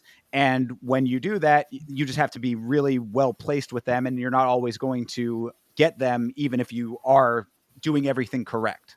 So I think looking at it as an overconfidence thing is not something that, like, I think a lot of people might feel that way. You know, you have a fighting nerd that comes in, he's on 2 pay-per-views. His debut was on a pay-per-view. Comes in at another one, and he's just here to get the crowd hype. He's here for these flashy movements. That's all he practices, you know, quote unquote. All he does and all he wants to pursue in these fights is just that big pop from the crowd. It's like, there's got to be a point at all times that the creativeness is going to meet execution. If not, you're spinning yourself out your shoes, and you're just you're taking the aura away. Like, right now, you're Brazilian McGregor, but eventually people are going to be using that as a meme. It's like, here goes Brazilian McGregor again, and then it's him doing fucking bullshit. So I don't know. Yeah, no, I think that all that really does track in, based on what we saw in there. So actually, before sure. I think Michel Pajeda is a great example of that. At one point, I'm sure people were thinking, look at this creative guy. He can do all this creative stuff. And it's like, but then you watch him do it every single fight, and every single fight can't be that creative finisher. So I think we're gonna start seeing leaning maybe more towards that than McGregor thing, because McGregor wasn't fucking like the flashiest fucking dude ever. Like he started out throwing a bunch of spin kicks and stuff, but like Hoofy isn't doing that level of creativeness where it's like fucking spinning body kicks or spinning fucking wheel kicks and shit like that. He's more the boxing type of fucking creative. Or I don't know. I just don't see the same thing. I do, but I don't. No, yeah, I don't think that the comparison is like, because like you hear that all over the place. Actually, shout out to Checkmate MMA when I was on their show.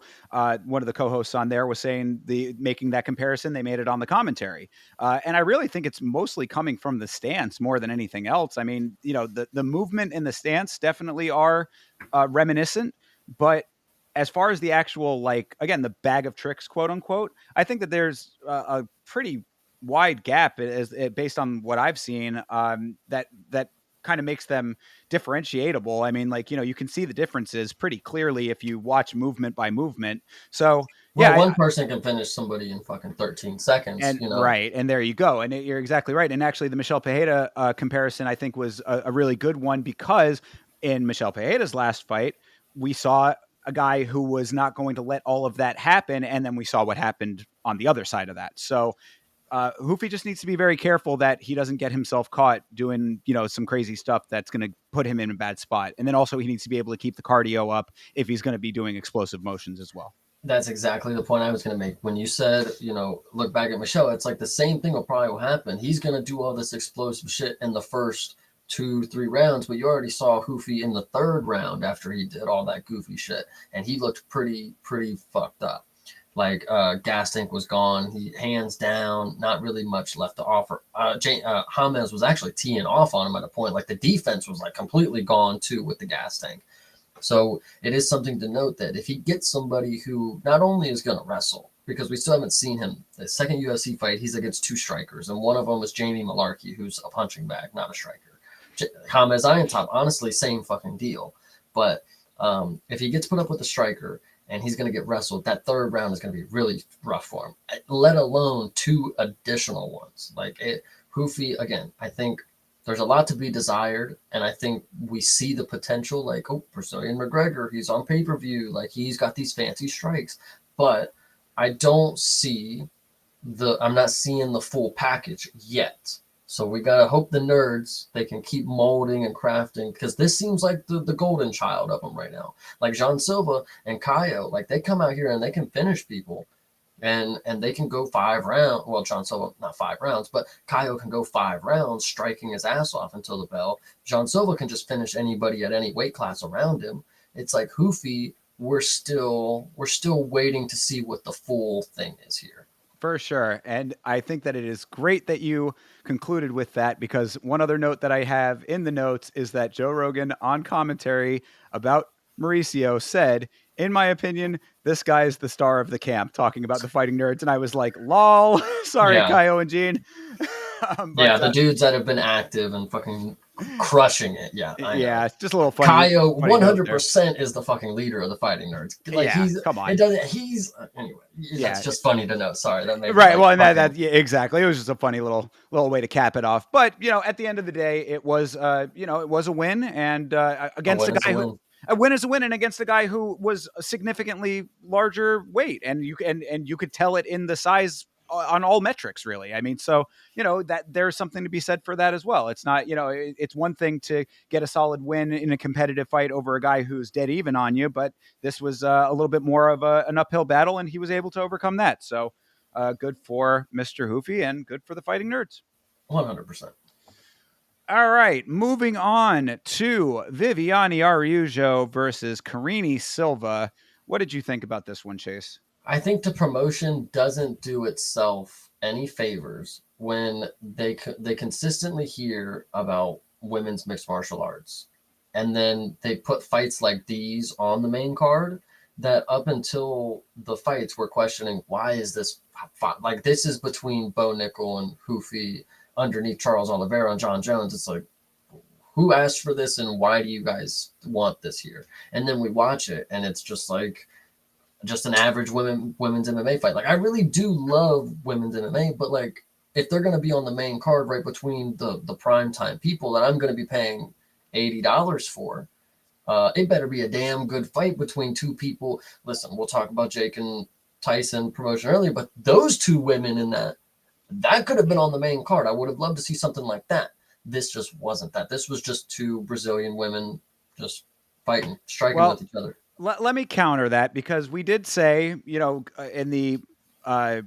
look ahead on last week, that this was like, we didn't really have too much of a strong opinion about this. But looking into the records a little bit more, what I think that the thought process here was that Carini Silva was on a 9-fight win streak with 8 of those being finishes.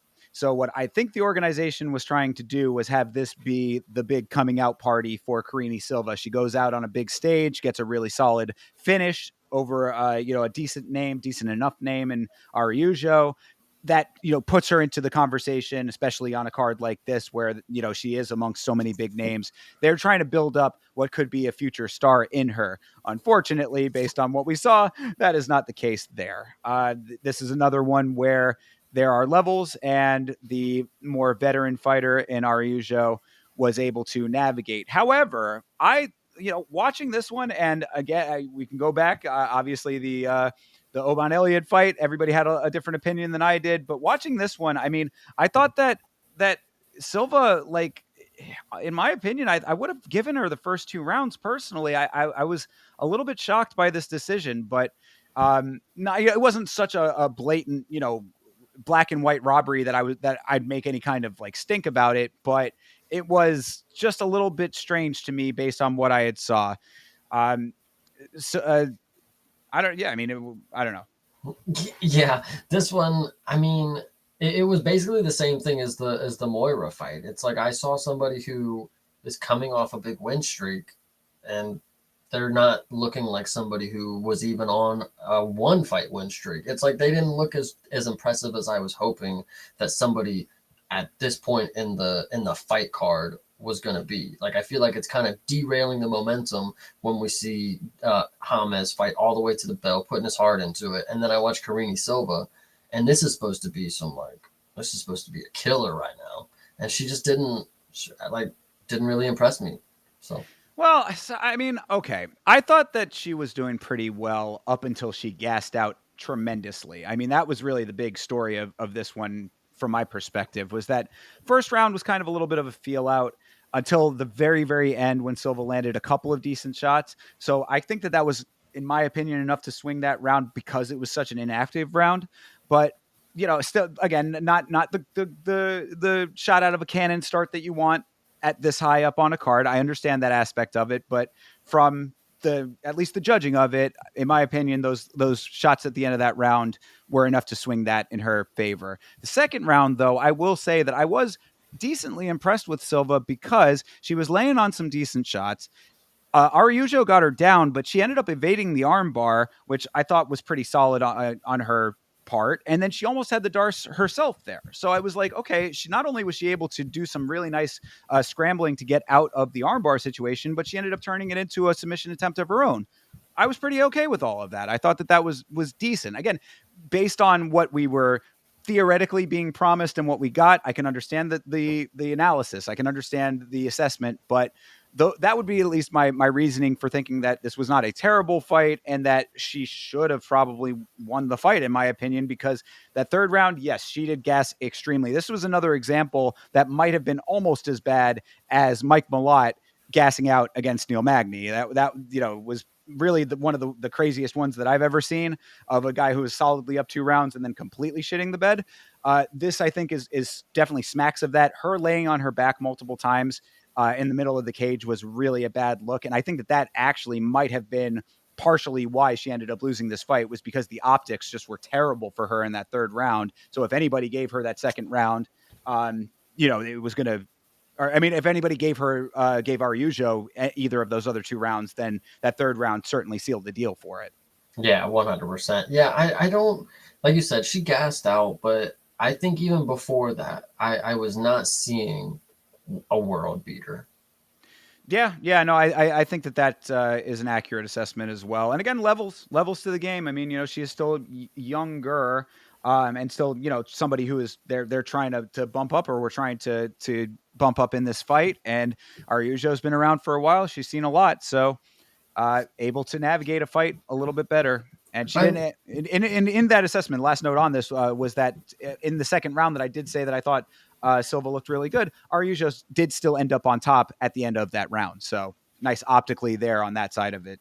You know, I I think we see people and women, whatever you want to say, but it's like they've lost early on in their career at other promotions.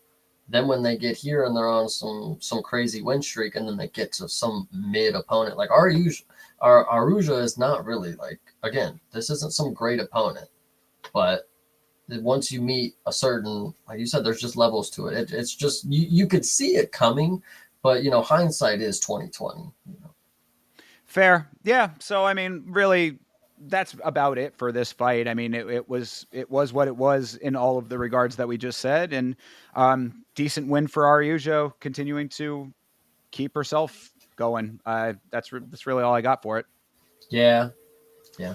All right. Well, a fight that was certainly has some more things to talk about, but not in a great way. Bo Nickel versus Paul Craig. What the fuck was this? Yeah, this was one. I think there's not really much to say during the fight, I think, because not much fucking happened except Bo Nickel spamming or overhand right. That was 100% all he knows how to do. He didn't shoot for a takedown at all, which I find was funny. Like, I know he was trying to prove a point. Like, I don't need to shoot on Paul Craig. But, like, brother, you probably should have, because I did not want to see you strike anymore. And then the fact that you get on the fucking mic and talk about you fucking dominated. This was a dominant performance. I know you guys want to see finishes. I know you guys want to see me choke everybody out. It's like, brother, if you know that's what we want, how about you attempt to do it? You didn't even attempt to strangle him. If that's what you're going to say we want to see, and you just can't do it to everybody, how about you try?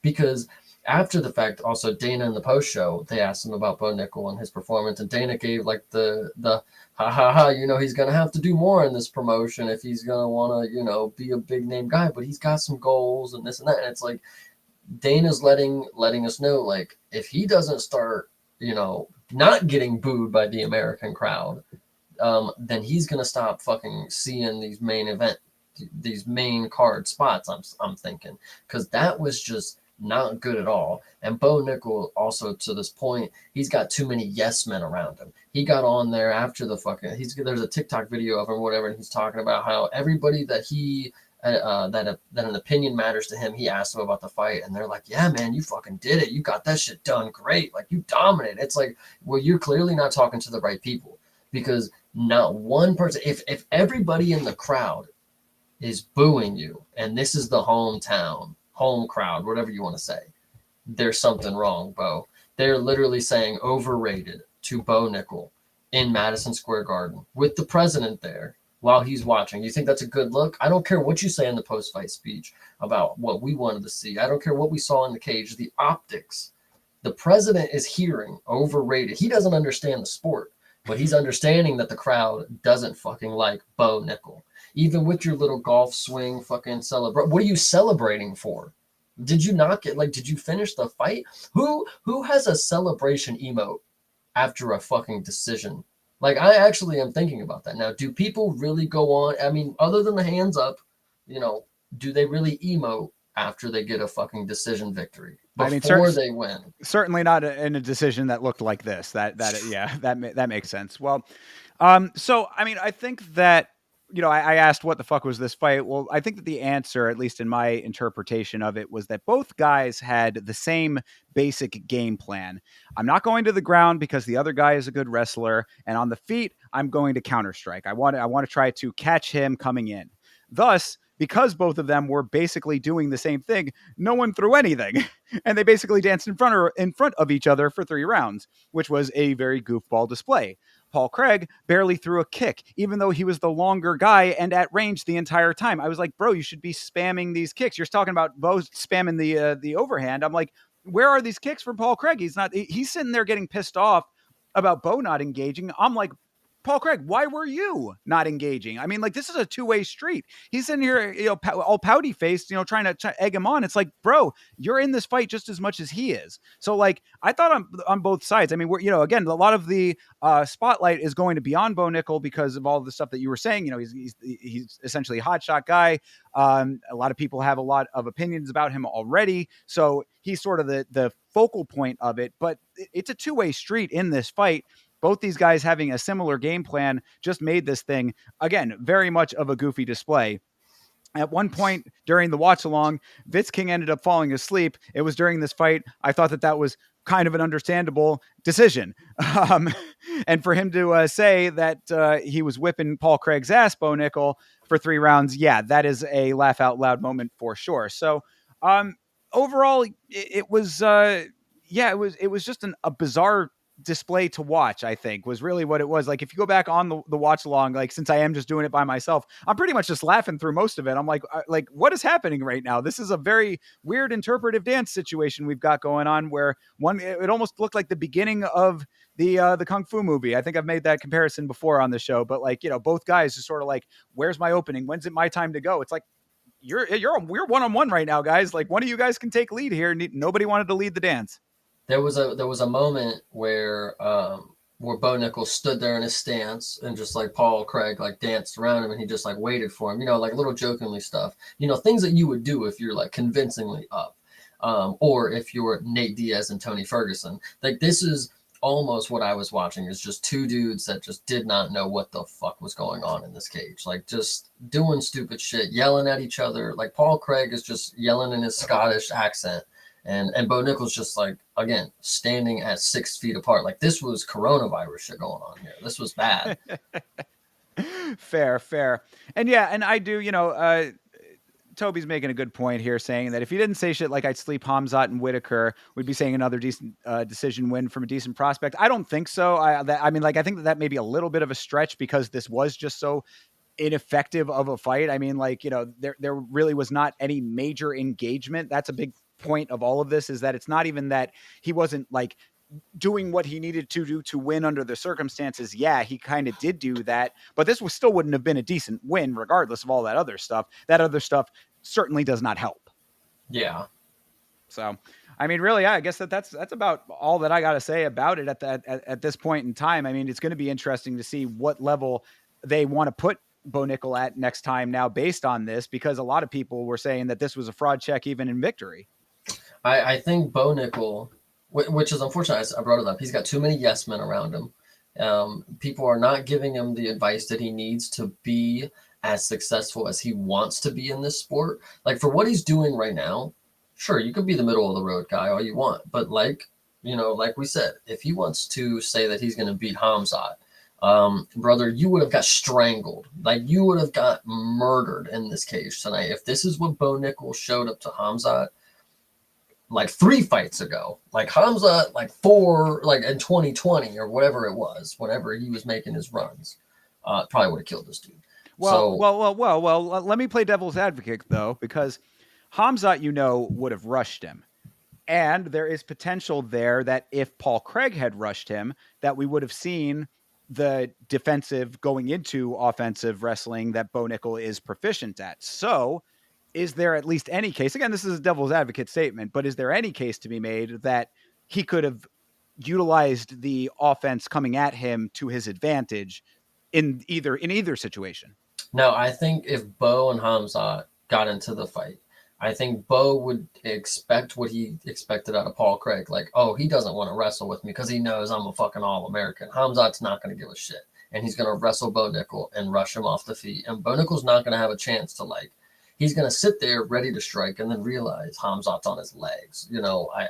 I unfortunately had a lot of faith for Bo Nickel, but it is just glaring that Cody Brundage was able to hold you off for a little bit. So there, and Paul Craig on the feet was able to make you look like shit. And it's not like he looked good. It's just you looked bad. You couldn't make him look terrible. So that's really the point that I have to make, is the striking is not evolving to where we need it to be. The wrestling, it can be as good as you want. If you're going to fight like this, it doesn't matter. Fair points. I mean, but to that point, at least, the one thing that I did think that Bo Nickal said in his post fight that did track a little bit, made a little bit of sense, is this is only his seventh pro fight. He's only been striking for a few years, if that, at this point. So there is potential for that to evolve with the game, still even more so over time. But the time is absolutely now. Like this is as I said, I mean, I think that a lot of people look at this as a fraud check. Like, you need to recognize that. And as Chase was saying, if there are people around you that are yesing you to death with what you're doing currently, then that needs to change as well. Like, you need to recognize that there are elements of your game that are not going to fly. Him talking about, basically comparing himself to an extent to the likes of Habib and Mighty Mouse and all those other great fighters that he had mentioned in there was like, bro, you're talking out of pocket right now based on what we saw. You need to catch up with yourself is what needs to happen now. So next, it's going to be very interesting to see what the next fight is and what he's going to have to do and what adjustments are going to be made, because the adjustments need to be made now if he's going to be continuing to up the ranks. I mean, like, they're obviously, like, because people were saying that he was being hot shotted already, and I was like, I don't think that it's like the same type of hot shotting that we saw with like a Raul Rosas or like a Sean O'Malley or any of those kind of guys. Like, it's a different type of deal because of the elements that are specific to Bo being the wrestler turned MMA practitioner. So it's a little bit different, but now you're up in the big boys league now, dude. I mean, this really was the time to shine, to show that you could hang. And if you can't hang 100%, you need to start now. Now is the time to fix these problems. It's a great point because it's unfortunate with this sport. It's like I'm trying to think of the better way to put it. It's like it's a make or miss, type of. So Bo Nickal, he can sit here and have the excuse of it's only my seventh fight. I haven't been doing this for that long. Brother, it's going to catch up to you if you don't figure out how to change that. Not necessarily say like, oh, go through a whole camp that's going to change the way you fucking fight. It's like, brother, you're just going to have to make shit happen when it comes to you. Not everybody is in the perfect position, has everything in their bag, and they've been training, since day one, and that they've had the perfect amount of time to perfect their craft. It's like, no, people just go out there and you just got to figure it out. That's where greatness happens, is in those little moments when those decisions get made in the cage and you decide to stand with Paul Craig for 15 of those minutes. That's exactly where you're going to have to decide to be better. And if you're not going to take those chances and, rush in and like, oh, maybe I can get Paul Craig down and get his back. He's already tired. It's the third round. Like anything like that. If you're not having those decisions and trying new things, if you're just willing to skate to decision, then I mean, like, brother, you can have the excuses, but it's just not going to fucking play out. You've already talked your shit. Now, when you lose, we're coming for you on that Hamzat Rod Whitaker shit. Where's the chimp? Get the chimp out. And if you think you can beat him after Paul Craig took you to decision, I would love to see it now, Bo Nickal.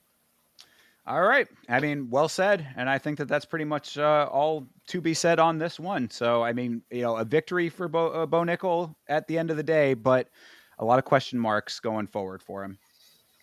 Well, moving on to the co-main event of the evening here, less question marks for Charles Oliveira, who was fighting Michael Chandler. What did you think of this display? I think the first thing that I want to note is that you see fights and you see, okay, so take Usman and Leon and take Volk and Max Holloway. All three of the fights they played out differently.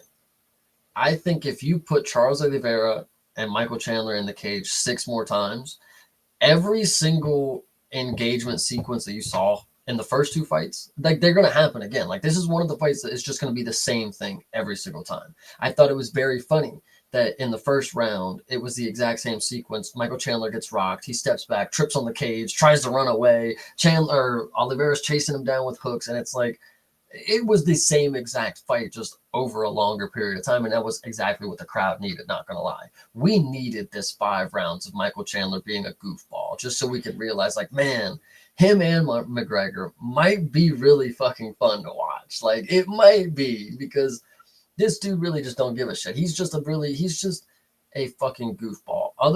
That's the only thing I can call him other than a cheater, of course. Because yeah, well, we can talk about that for sure. Yeah, no, I mean, a lot of times I talk about there being like themes to cards and like trends in the cards themselves. This was a fight that had themes within it, at least for the first 4 rounds of a 5 round fight. It was like variations on the same theme, a little bit of striking, mostly from Oliveira.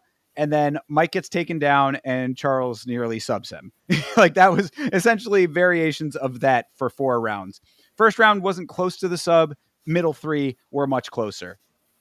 And then finally in the fifth, I mean, for Mike to be able to come back after all of the punishment that he was taking and nearly being finished as many times as he did, it was certainly entertaining. As what I had said coming into this fight, I think rang very true. That the version of Michael Chandler that we have now is really just a caution to the wind kind of guy, and Charles Oliveira is not. So he's going to end up in these situations that you saw in this fight just by necessity because it is the way that he is choosing to fight.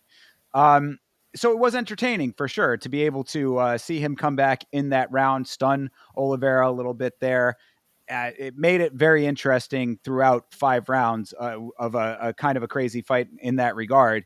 But the glaring issue here was absolutely the all of the dirtiness. I mean, it's I've always been a little bit resistant to it because I'm like, because he's so bull in a china shop. He's one of these guys that's very wild in there, that it's going to be naturally things that just sort of happened throughout the motion of the fight. So I've kind of like given him a little bit more leeway.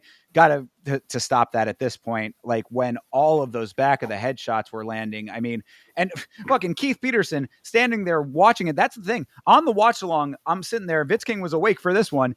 I'm sitting there watching it, and I'm like, I'm seeing these shots, and I'm like, those do look kind of close, but they have to be on the side of the head. And I'm like, those shots are those look like clean shots. And he's like, no, those are back of the head shots, man. I'm like, no, Keith Peterson is standing directly over it, watching it. Those couldn't be clean, couldn't be dirty shots. And then you saw the replay, and I was like, no, those absolutely were back of the head shots. And Keith Peterson was just standing there taking it in like he's watching it on TV. So very crazy in that regard. Yeah, I think it is important to note that Michael Chandler held onto the top of the cage to do a backflip in the first round. Throughout the entire fight, he was grabbing the inside of the glove a plethora of times, grabbing the cage a plethora of times. Then, yes, in the fifth round, he does throw it's funny that you're sitting there and you could have a whole discussion with Vitz and like, is that back of the head? No way. It might be. And like, it's still going on. Keith Peterson is literally fucking analyzing it like from 2 centimeters away.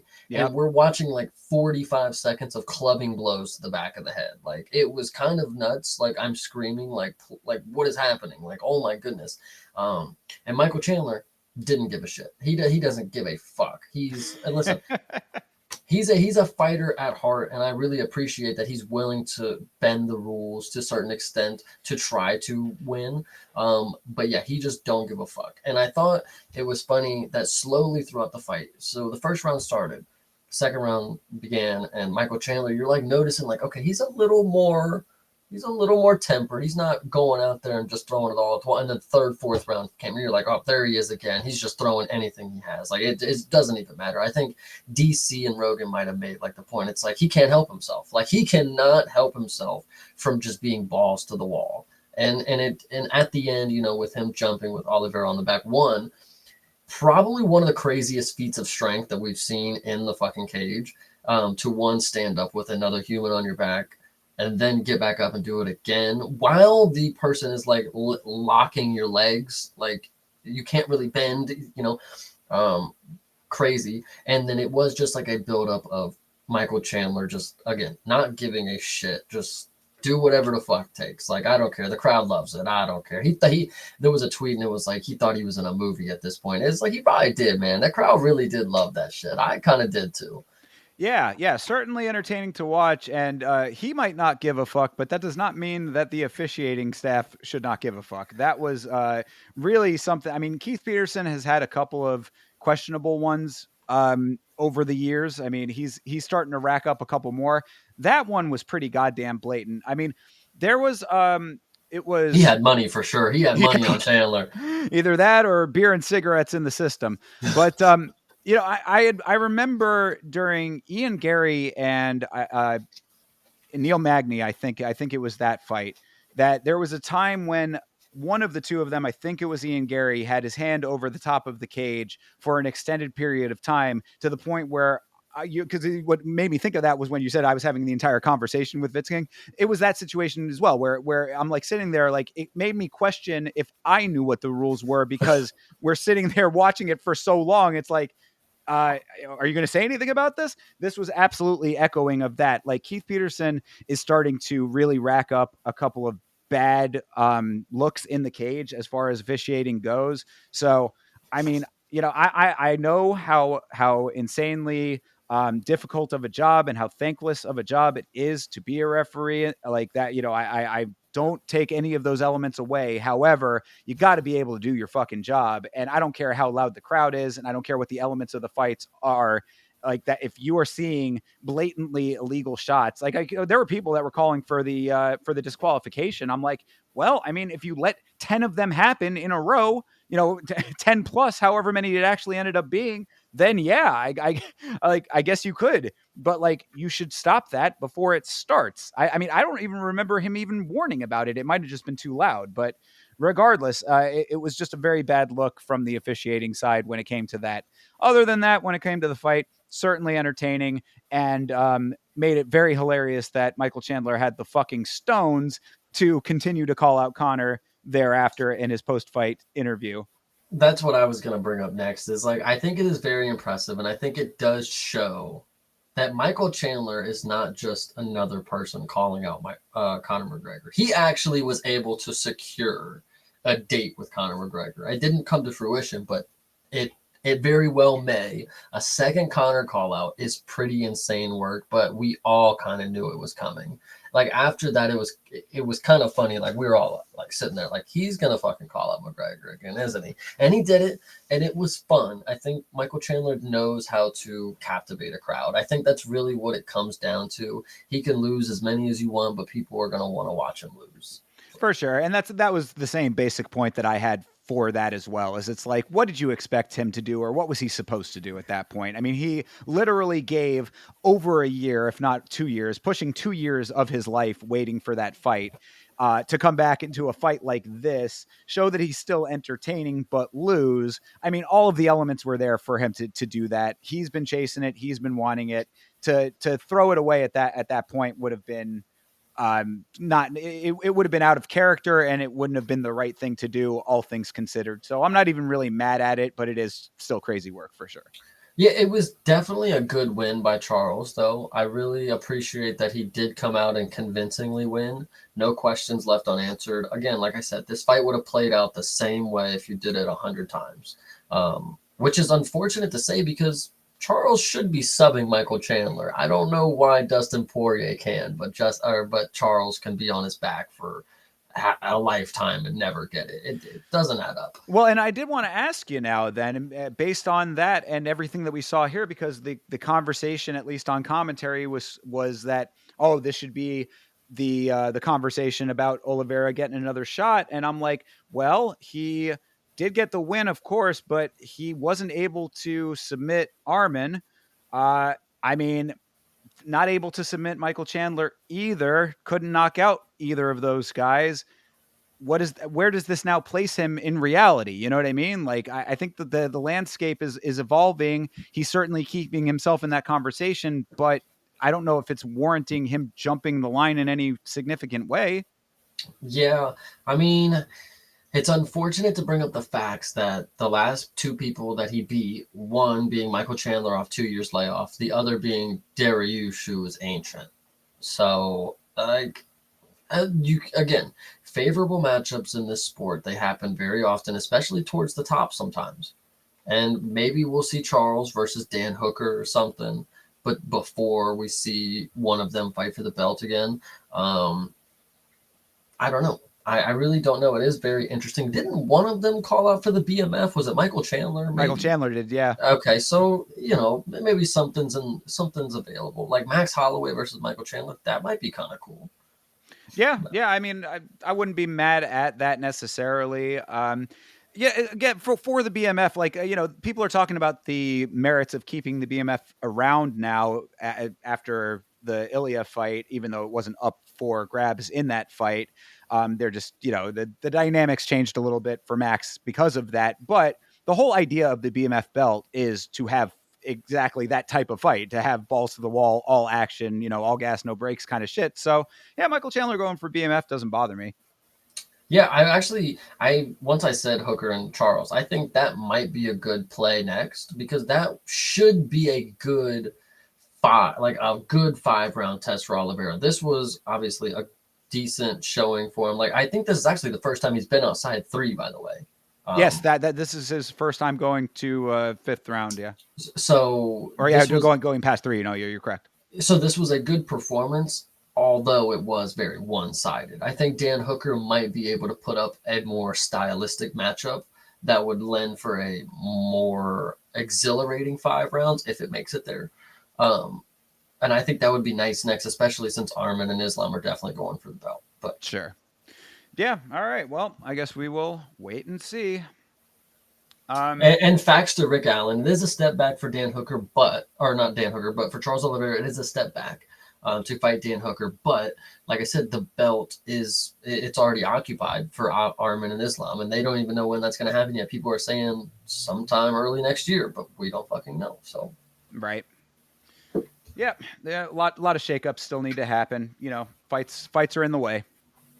But a fight that didn't really shake up too much in the grand scheme of things. Why did it even really happen was the general consensus that I had been seeing from a number of sources, but we got to talk about it. It is the main event of the evening, Jon Jones versus Stipe Miocic. This was so dumb. it, yeah, it was kind of heartbreaking.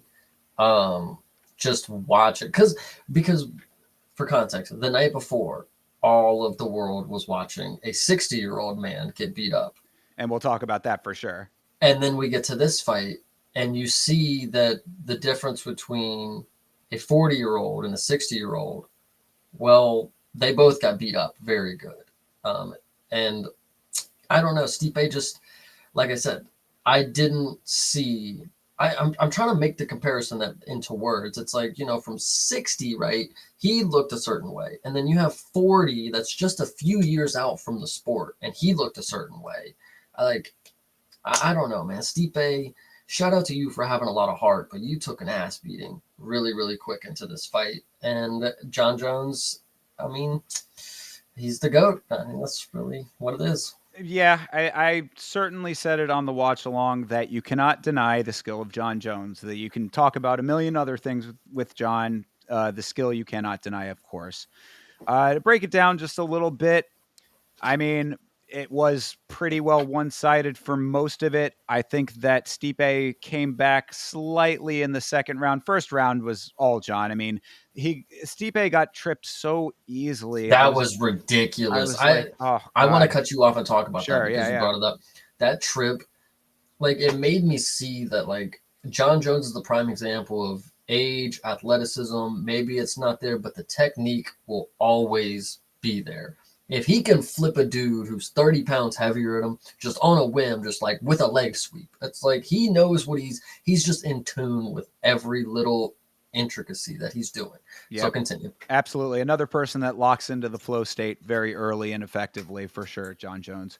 But so, yeah, gets taken down super easily, Stipe does. And then elbows for 3 excruciating minutes. Good Lord, was that hard to watch. I was like, man, there is potential for it to be finished in that first round off of those elbows. Did not happen that way. The other note that I had that I thought was unfortunate was that front body kick that worked in the first round one time, returned multiple times going forward for Jon Jones. And Stipe was not blocking any of them in any way, not turning his body out in any way. I mean, it was just right up in the same spot over and over again, time and time again. And I was just like, man, those are going to add up for sure.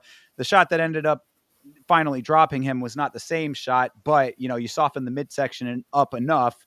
Obviously, it's a lot easier to land the shot that did end up finishing. So, Stipe did look slightly better in the second, but still stiff. That was the other big note. We talk about The Tyson fight, of course, in a second here. Him looking stiff. Stipe also looking stiff.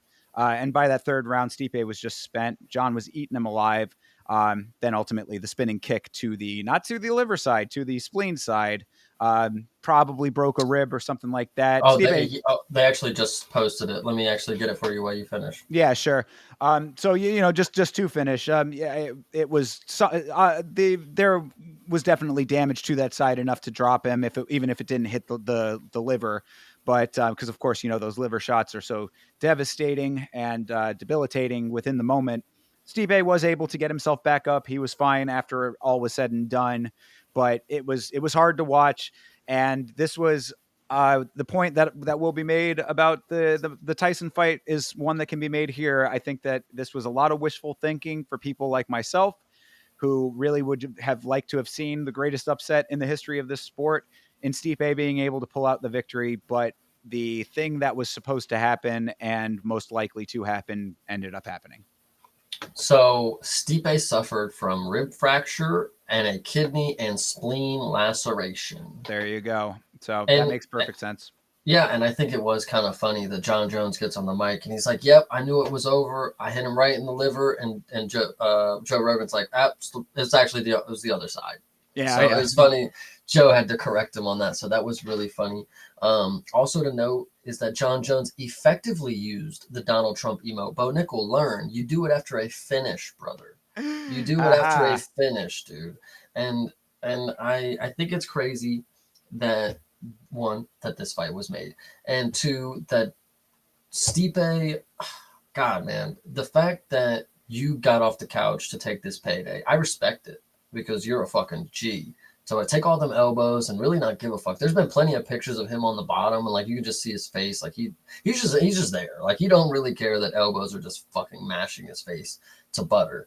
And then the body kick, you could tell it was starting to get bad when he like claimed one was a low blow, which was kind of odd from Stipe. I was like, dang, that kind of doesn't seem like something Stipe would do, like try to brush off a low kick, but it was really up to the belly. But that spin kick, man, it was perfectly placed, and Stipe just couldn't take it anymore, man. He's just too old. That's really what it was. Unfortunately, I don't even think prime Stipe would be able to handle this. John Jones is just able to do what other heavyweights cannot, and that is fucking kick. He's able to kick and use his kicks effectively.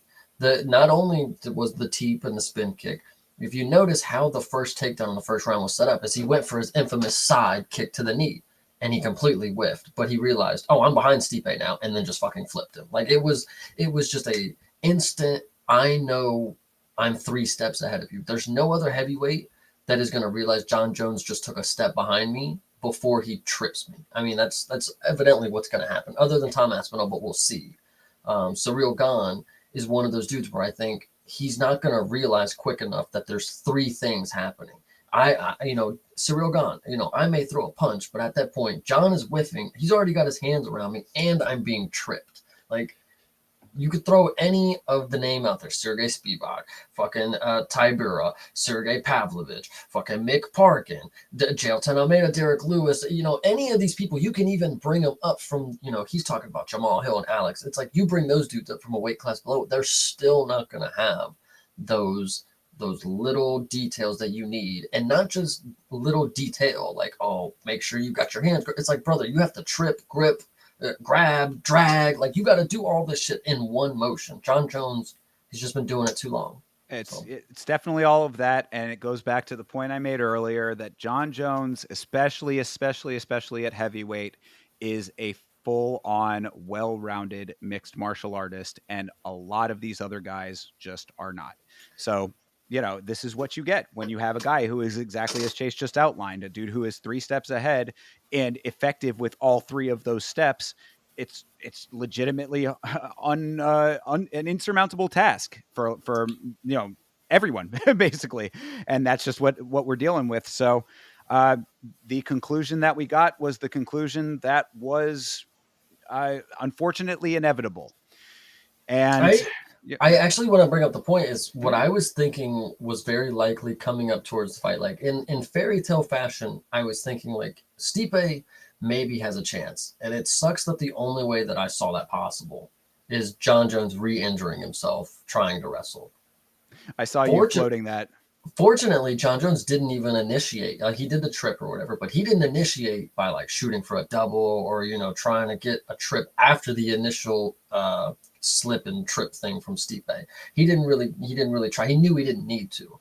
But I do think it is crazy to think that John Jones has so many skills that are proficient that whatever he falls back on is still an A+ level skill. Like, you're like Tom Aspinall maybe will have success on the feet because John Jones is not the best at defending. Like, Stipe was even able to tag him a few times. Like you said, the second round he had some success. Maybe Tom Aspinall is able to do something with the striking, but it's just not all that you have to be able to do. So Real Gone might have been able to have some success on the striking, but it's just not enough. And I don't know, man. It's really tough to think that John Jones is older, but he's now in a position where his age isn't going to be as much of a factor due to the weight class and the competition. Once Tom Aspinall's out the way, it's like, brother, you are going to be the actual, like, GOAT is already decided, but like, you could go rack up 50 more fucking wins. You could be 50 with this skill set and be productive like right now, as long as Tom Aspinall's out the picture, of course. But so I mean, that leads right into the next point. Stipe Miocic retires after this fight, but John Jones does not. We, of course, everybody was waiting on pins and needles to see what the actual decision was going to be. I don't want to pat myself on the back too hard, but I think I called this down to the T here, that John Jones did not retire. Now, I mean, what ends up happening here now becomes a little bit more interesting. Dana has said that the next fight that John takes has to be against Tom Aspinall. Whether he will stick to that or not, who the hell knows? I mean, John just gets his way. So, one thing today, another thing tomorrow could be the way that ends up. But if all goes according to plan, especially considering how much of an outcry there is for this fight, I would suspect that it has to happen. So that's probably what we're going to end up getting at some point coming in the future, is that Tom will finally, after all of this time, get his shot against John Jones. It is going to be interesting. I'm excited to see what happens because I do know, and we're closely related to the people who are very excited for Tom Aspinall to get this opportunity. It's going to be very, very interesting to see how the negotiations play out, because I'm sure, now that that's decided, I'm sure John Jones is in no rush to, make another fight. Like, I've already done what I was deeming as the cherry on top. It's like, I don't have to rush to fight Tom Aspinall. He can wait for me, type of deal. So it is going to be interesting to see how long it takes. Hopefully it's not another year, but yeah, that's what it's going to look like, I think. Yeah. So in an interesting way, in a somewhat roundabout way that I think is kind of unique to this sport specifically, we sort of have a very long form selling of the John Jones Tom Aspinall fight throughout all of this. Because if this was already such a foregone conclusion that he was going to beat Stipe, and this really was essentially a vanity fight for John, a legacy fight based on Stipe's lineage and his time as the top of the heavyweight heap. Now, we've been throughout all of that time essentially drumming up support for the Tom Aspinall fight just inherently and naturally. So this is like a very long game of selling that fight. And now that John has officially decided not to retire, then, one of these days, I do think that is going to happen. And then we really will have to see what ends up being the reality of that fight, and how John ends up approaching it, how he takes it if he ends up losing. That's going to be very interesting as well. How Tom's career is going to change if he ends up losing, and then what happens to heavyweight thereafter. So this fight itself really sadly went exactly as to plan, but the future now is a little bit more interesting, and I think that's the silver lining / takeaway from the whole thing. Yeah, 100%. So there you go, everybody. That is a very long and detailed breakdown of UFC 309 Jones versus Miocic. Final thoughts on this card, Chase? This was a pretty good one. I think looking back, unfortunately, I have the thought that like John Jones maybe isn't the face of the UFC anymore. Like I think at this point, I would say Alex is a bigger superstar than John Jones. Just from looking at the numbers that I was seeing on my end, from the watch along and the videos, it's like anytime Alex is up, those crush compared to what I've seen for this John Jones pay per view. But maybe more people were buying the pay per view because they're a lot older of the fans and things like that. I do believe that this was a great card, though. It's just hard to say that I think with a performance like this and the way it ended, John Jones is the face of the UFC. I don't believe that. Yeah, no, and I guess one last minor point here, because Toby did bring it up, is that Tom did say that he doesn't want to sit around and turn into Michael Chandler waiting around for a fight that's never going to happen. So there is a little bit of an impetus to make this fight happen. And, if to the point there, if John Jones is going to be the face, or at least the GOAT, I mean, all of the things that we've talked about before and during this fight, then the collision course is set in stone, really, in my opinion. I mean, it has to happen now. Like the fan outcry is too great. All of these elements that we've talked about are in place at this point. The money will be there too. I saw that meme that was going around too of it's going to take a lot of money for me to do it, and then it's the Turkish Yeah, sheik or whatever coming to save the day. However they end up getting it, I guarantee you that they're going to make the money work out for everybody involved. So just be somewhat patient for it, but keep your ears and eyes open because it's coming down the pike. yeah, 100%. All right, so let's switch gears here. We need to talk a little bit about this. We don't have to go into crazy, crazy detail, but we referenced it a little bit during the Miocic Jones breakdown. The Jake Paul versus Mike Tyson affair on Netflix. Did you watch any of this? I did get home to watch the final two fights. I had it on at work, and I was able to like pick through some of the early fights that were going on, specifically the guy from India. But it was not great for those two fights that I was trying to watch. Yeah, well, congratulations for you to be able to watch any of it, because this was the most piss poor viewing experience I have ever had in my entire life.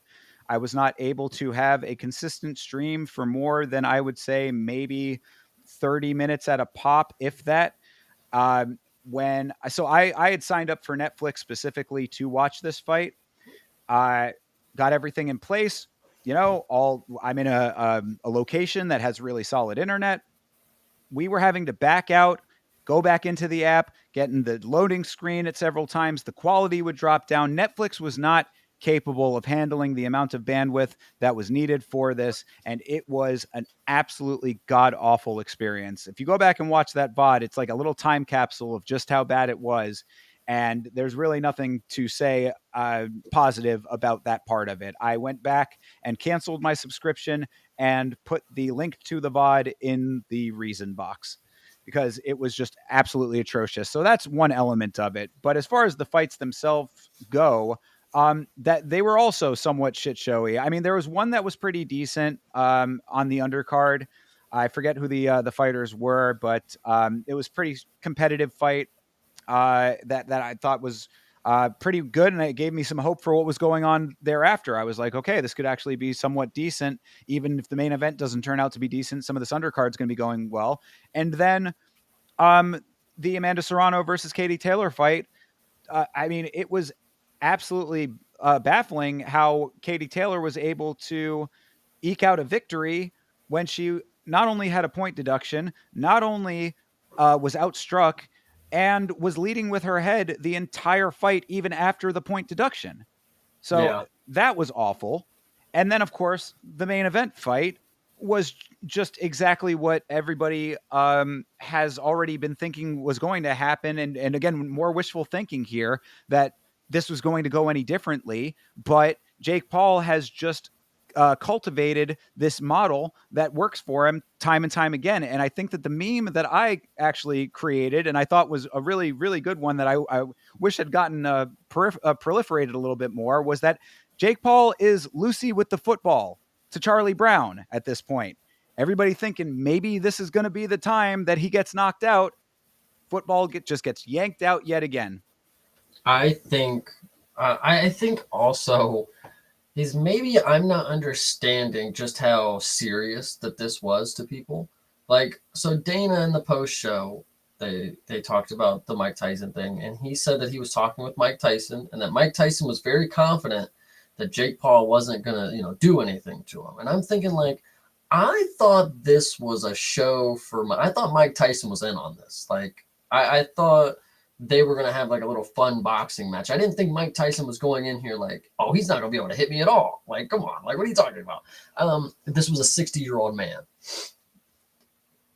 He got hit. And it was very clear that if Jake Paul probably wanted to murder this dude, he probably could have. This was a 60-year-old man. Now, whether Mike Tyson was very confident that nothing was going to happen to him and whether Jake Paul was pulling his punches at a certain point, it was very clear watching that Mike Tyson might have a fucking heart attack, and we are going to all witness it. I deadass was sitting here like, what are the odds that everybody in the world is watching one of the greatest boxers die because because we can't help ourselves. Like, this is what we paid for. We paid to watch a dude fucking die, and it was really close to it. Whether he was going to get knocked out or he was just going to die of exhaustion, I think we were so close to either of those being like a very close reality. And this was just such a weird fucking experience because I also got like the vibe, like I'm watching like other videos later, like from Jake Paul's side, and I'm like thinking like, you weren't like, this wasn't satirical. You weren't like just having a playful little, like, you actually were going out here to fight Mike Tyson on a boxing match. Like, I'm confused on like the actual reality to this. Like, I thought this was fourth wall breaking type, like, oh, I'm gonna fight Mike Tyson. I'm gonna be the first to knock him out. It's like, I thought this was a joke. I didn't think Mike Tyson and Jake Paul actually were gonna like act like box. Like, I don't know. Well, It's kind I of mean, weird. it was a pro fight sanctioned. I mean, it's on both their records, all that element of it. I mean, the commission had to get involved, and all of the trappings were as a pro fight. So there, I mean, whether or not that matters or not, of course, boxing is so rife with all kinds of corruption and all that kind of thing. Uh, on paper, at least, this was supposed to be a competitive fight. I mean, what they were billing it as and all this kind of stuff. What we got was, yeah, exactly as expected. A younger guy going in there, dancing around, picking a couple of shots against a dude who looked so stiff. I mean, it was hard to watch for that element of it. And as you were saying, I mean, just the potential for the damage to be a lot worse to Tyson was very evident from the first round of it. Tyson came in with his knee wrapped up. Vitz was saying it looked like he might have had a back brace under some of the wraps as well on his back. I mean, so it's like this dude is barely able to stand upright. He is really not moving in any significant way, was not throwing any kind of punches of his own, really just getting, picked from the outside. Jake was moving pretty decently. I mean, he's not exactly a prodigy boxer, but when you're fighting with such an age discrepancy against a guy who has no business being inside of the ring anymore, this is exactly what was supposed to happen.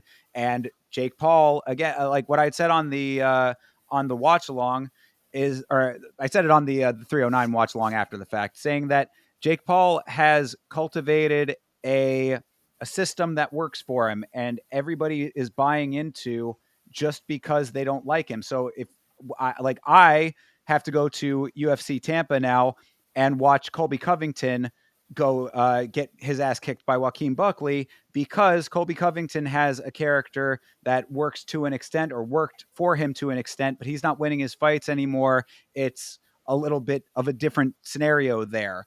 With Jake Paul, I think he has it down to a T. He picks his opponent. They're all handpicked. Everything is by his set of rules and standards, so to speak. Like, he dictates the all of the elements that go into what you end up seeing in the final product. It's his production company that was putting on the event. He's making double the money that Tyson was making for this based on all of these factors. So it's like, I really like my opinions about Jake Paul have sort of evolved over time to where I'm like, do I like that he is involved in combat sports? Not particularly, but I got to respect that he has harnessed this hatred that people have for him to the point that he is making insane money. Yeah, it actually is the point. It's like, at a time, Jake Paul was kind of trying to take this boxing thing seriously. Like just a little bit ago, in July 20th or whatever it says, when Tyson, suffered the ulcer, whatever, he fought Mike Perry and won. And then just before that, he fought Nate Diaz. Yes, he was older. Just before that, he fought Anderson Silva. Like, maybe I'm misremembering the time frame, but it is interesting that he at a time was trying. It looks like when he went up against Tommy Fury, maybe some people say he won, some people lost. It was a split decision, whatever it was. But now he definitely is just leaning into, if he's ancient and I can create the rule set, fuck it, we'll do it, we'll run it. I don't care. I don't care about being the pro anymore. If they're gonna pay to see me, I guess I'm as professional as they get. Yeah. So, I mean, that's really all there is to say about it. Just how much of a unfortunate display that this was, and that, I mean, it's yet again another thing like what Chase was saying about the element of you're the ones watching it, you're the ones feeding into it. So it's like if you continue to do that, if you feed into what this guy is putting out here, he's just going to continue to do it. You don't like bad movies, don't go to pay to see them. If you don't like bad fucking spectacle boxing, don't fucking feed into the hype that is created around it, because now we got to see who the next past their prime combat sports figure is that he decides to go and beat up on for a while. Because, it just seems to be the trend that he's going to continue to do this. There was that one guy at the press conference that had asked him, if you win this, are you going to actually fight somebody who is at your weight and age and relative skill level? And he just completely sidestepped the question. Oh, you're that fucking dumbass from the other show. Exactly. Yeah, of course. A nice way to deflect entirely, jackass. He's asking a legit question that you have no answer for. But we are the suckers here, people.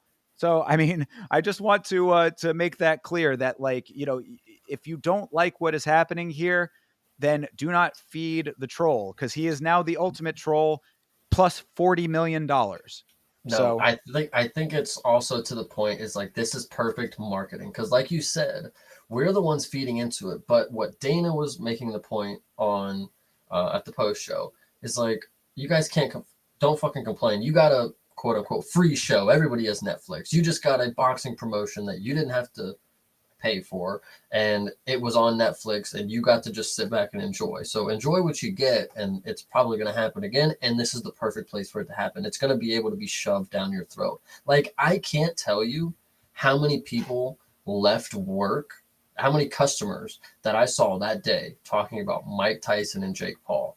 The average person, the soccer mom, the father, the ancient old vet, like they had some type of impression from this fight.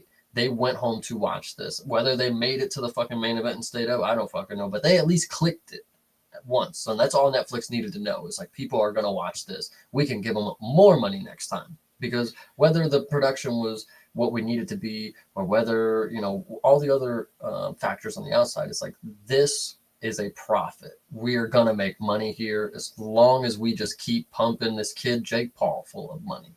So yeah, well, whatever the case may be in that regard, I just hope that if there are any more combat sports on Netflix in any capacity, that they get their fucking shit together. Because if I have to sit through an experience like I had with this fight again, I am going to rip my goddamn hair out, and it is going to look very, very unpleasant for anyone who happens to be viewing on the watch along. So, whatever the case may be, because there were some discussions at one point, or at least some rumblings, not discussions, but some rumors going around that when the ESPN Plus deal ends for the UFC and they're looking for a new home, perhaps Netflix might be a welcoming participant for them. If that's the case, they need to get their shit together in a major way, because this cannot happen again. I mean, like, as far as like a regular product goes. I mean, granted, they're not going to have the same concurrent viewership for something like that, but it was very telling that the concurrent viewership was exactly the reason why these problems were happening. Because before the actual Jake Paul fight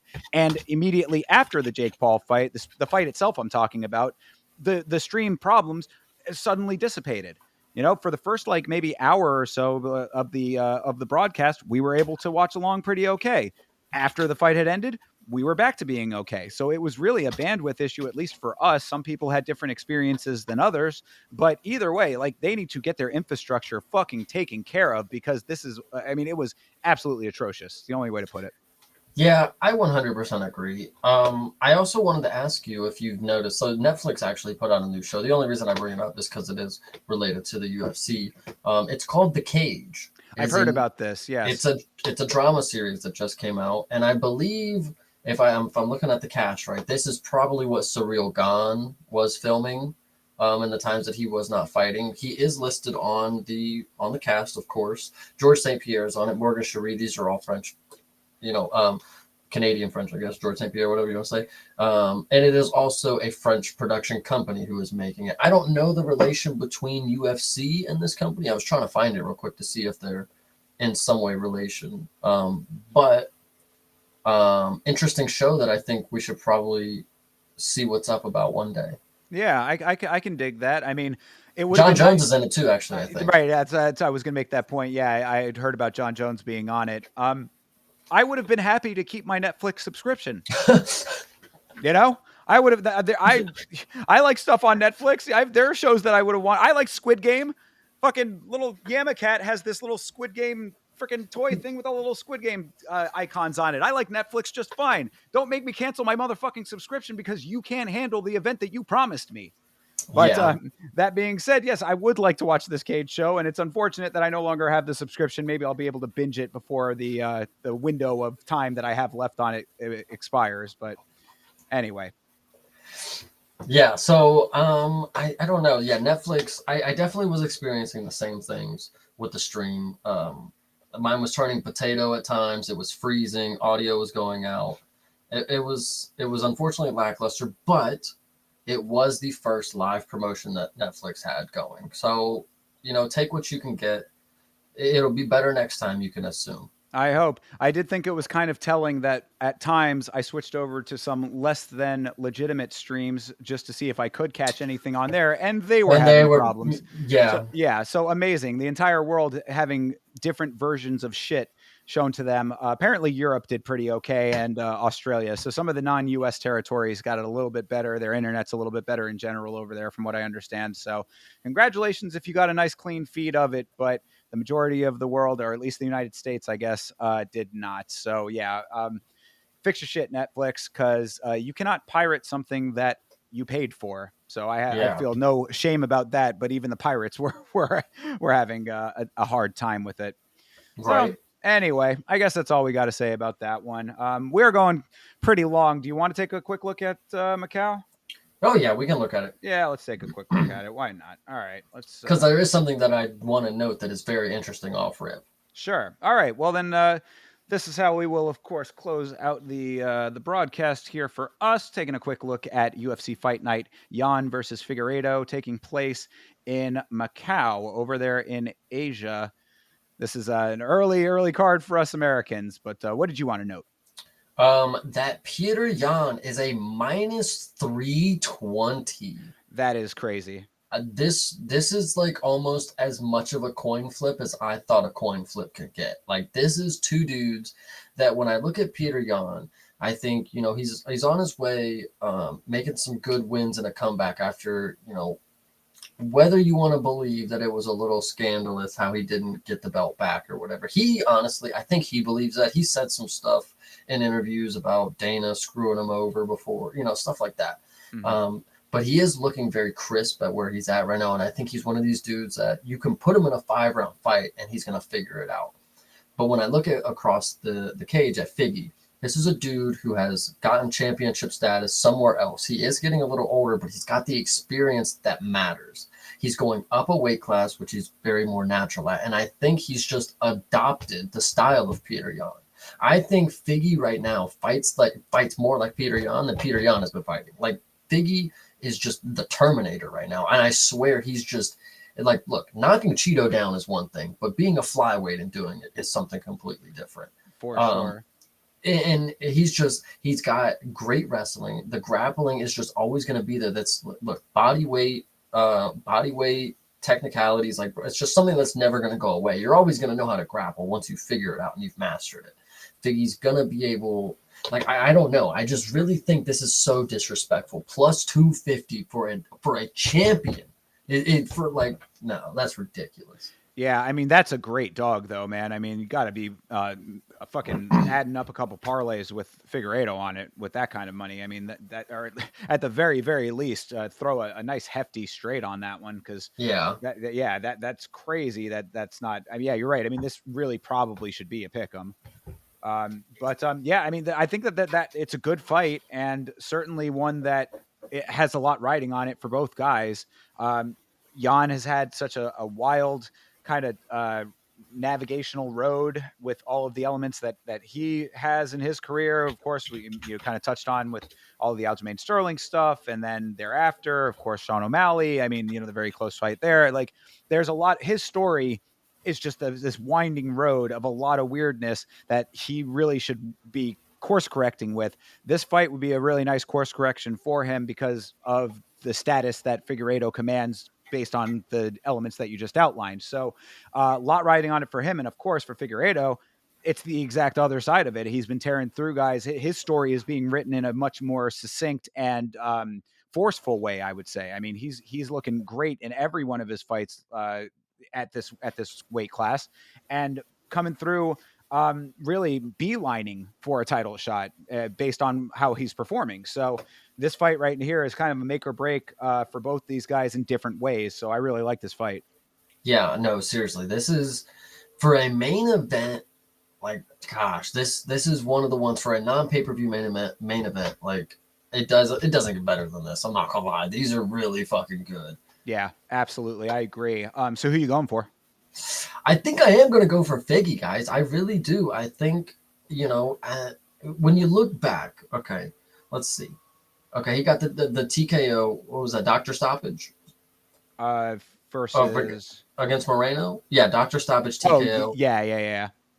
Okay, and he did get subbed by Moreno. Damn, why do I feel like it went to decision more than this? Okay, draw is crazy. Decision with Moreno. I mean, he did get subbed. Let's see who is. I mean, that's all flyweight still. Yeah, but I'm thinking like Peter Yan, he's lost in this division already. Kind of deal. Figueiredo is still like the only time he's lost is like championship level kind of deal. And with Sean O'Malley, with same thing with and Marab and Aljo for Peter Yan. But I don't know. It is just an interesting fight. There's so many things that go into it. I think. Gosh. Yeah. I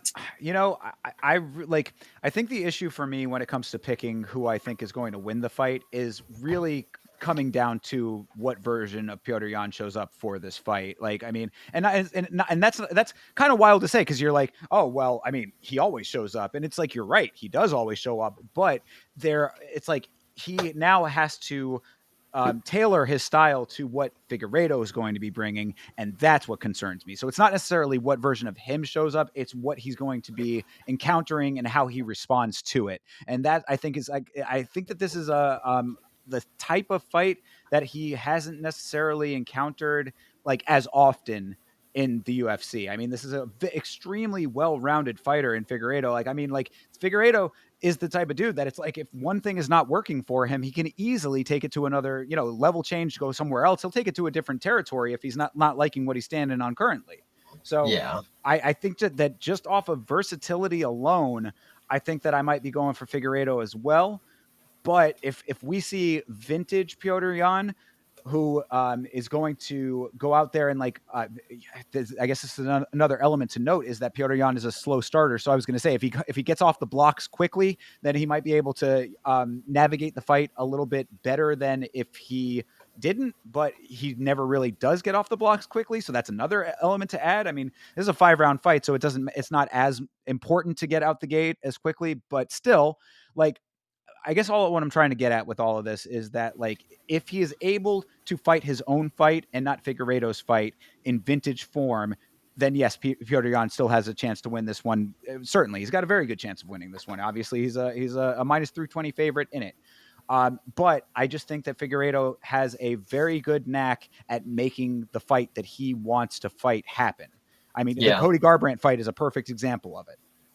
Yeah, 100%. Yeah, he was cooking that fight. Even before it got to the ground, Figgy was going to eat him up on the feet. And that's somebody that's championship level striking. That's somebody who was able to beat a Hall of Fame striker with his striking. And right. Figgy was able to just make it look like another day at the office. So yeah. So he's honestly crazy. Yeah, so that would be my advice. I'm not out here trying to give advice to pro level elite athletes over here, but if there was anything that I think that Petr Yan could benefit from, it would be if you're going to take that first round off like he often does to quote unquote download the information, they like to say, then you better use all of that information effectively for all 4 rounds thereafter, because you really cannot drop a round to Figueiredo and think that you're going to be in the clear for 4 rounds thereafter. 100%. So, all right, moving on down the line a little bit. Yan Xiaonan versus Tabitha Ricci. I like this fight. It's a little bit interesting that Tabitha Ricci is getting this fight, but only I say mainly because Yan Xiaonan is just challenged for the belt. But Tabitha Ricci 11-2. I guess it's not that crazy. This is somewhat of a short notice for Ricci, though. Like I wanted to make sure that I was remembering it right, that she just fought. Yes, yeah, August. That is a good point too. Yeah. Quick turnaround for her. And Angela Hill is not really that fucking good.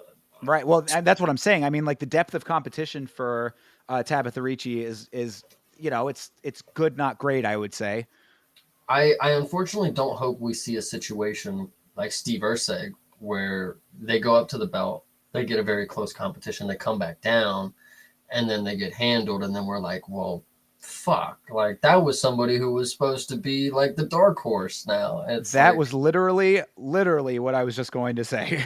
It's not necessarily with Steve Erceg as the framing of it, but that's a perfect example of it for sure. Is that that is the fear with Yan Xiaonan right now, because I really thought that she had a good shot of being the one to go out there and snatch that belt. I was like, I wasn't riding with her 100%. Like she wouldn't have been like the crown jewel of the parlay, but I was like, as an underdog pick, I think that you can do a lot worse than her. She's big, and and her striking's pretty goddamn good.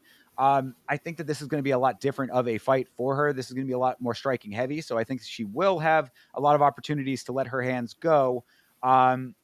But you're right. If this is like one of those situations where they brush greatness and then can't regain that level again, it's going to be unfortunate. And also, I mean, based on what we were just saying about Tabitha Ricci, it would be kind of unfortunate in that regard as well, because I just don't think that Tabitha Ricci is elite level personally. So it's like this should be a fraud check. This should be humbling at least. I mean, at the very least, it needs to be extremely competitive both ways, because I mean, both of these ladies are ones that can show up. I mean, like, I'm not trying to say Tabitha Ricci is going to just go over there and fold, but like, this should not be the situation that we're outlining here. This should not be the backslide for Yan Xiaonan after touching, or orbiting the belt and then crashing back down to earth, and then Tabitha Ricci overtaking that and possibly having the same fate thereafter. Yeah, 100%. So, I mean, I'm going to ride with Yan Xiaonan on this one. Yes. She dropped Wei Li like 4 times in their fight. Like, she's a dog. Right. And then just to the point that the fact that she was able to get as many knockdowns as I feel she did and then still lose, like Wei Li is so fucking good, guys. Yeah, hell yeah. It's true. It's we talk about the greats of men's MMA when, these dominant women are, like, we have several almost John Joneses in the women's side of the sport to an extent. Yeah. You know what I mean? But I mean, for whatever reason, even with the short notice aspect of it and all of the elements we just talked about, still only a minus 210 on their book here. And Tabitha Ricci has a plus 175, which seems pretty goddamn close. So I Yeah. don't know. Maybe they know something that we don't there, and maybe Tabitha Ricci is about to shock the world, but I'm riding with Jan. Next, I want to talk about how this Muslim Salikov dude probably has some information on Dana, because how does he keep ending up on main cards? The last fight that I've seen him in with Ponzinibbio, I just can't imagine this dude being like, how do you get here, dude? Jesus Christ. Yeah, it is rather perplexing. I mean, remembering back to that fight as like the battle of the geriatrics, I think is like kind of That what was we a were. co-main event too. Yeah, that is insane. And to have that type of fight as a co-main, and then for him to come back around as not the co-main, but the fight just under co-main this is wild work over here. And I mean, also Song Kanan. I mean, look, you want to have a regional fighter in that slot. Sure, that's fine. That works.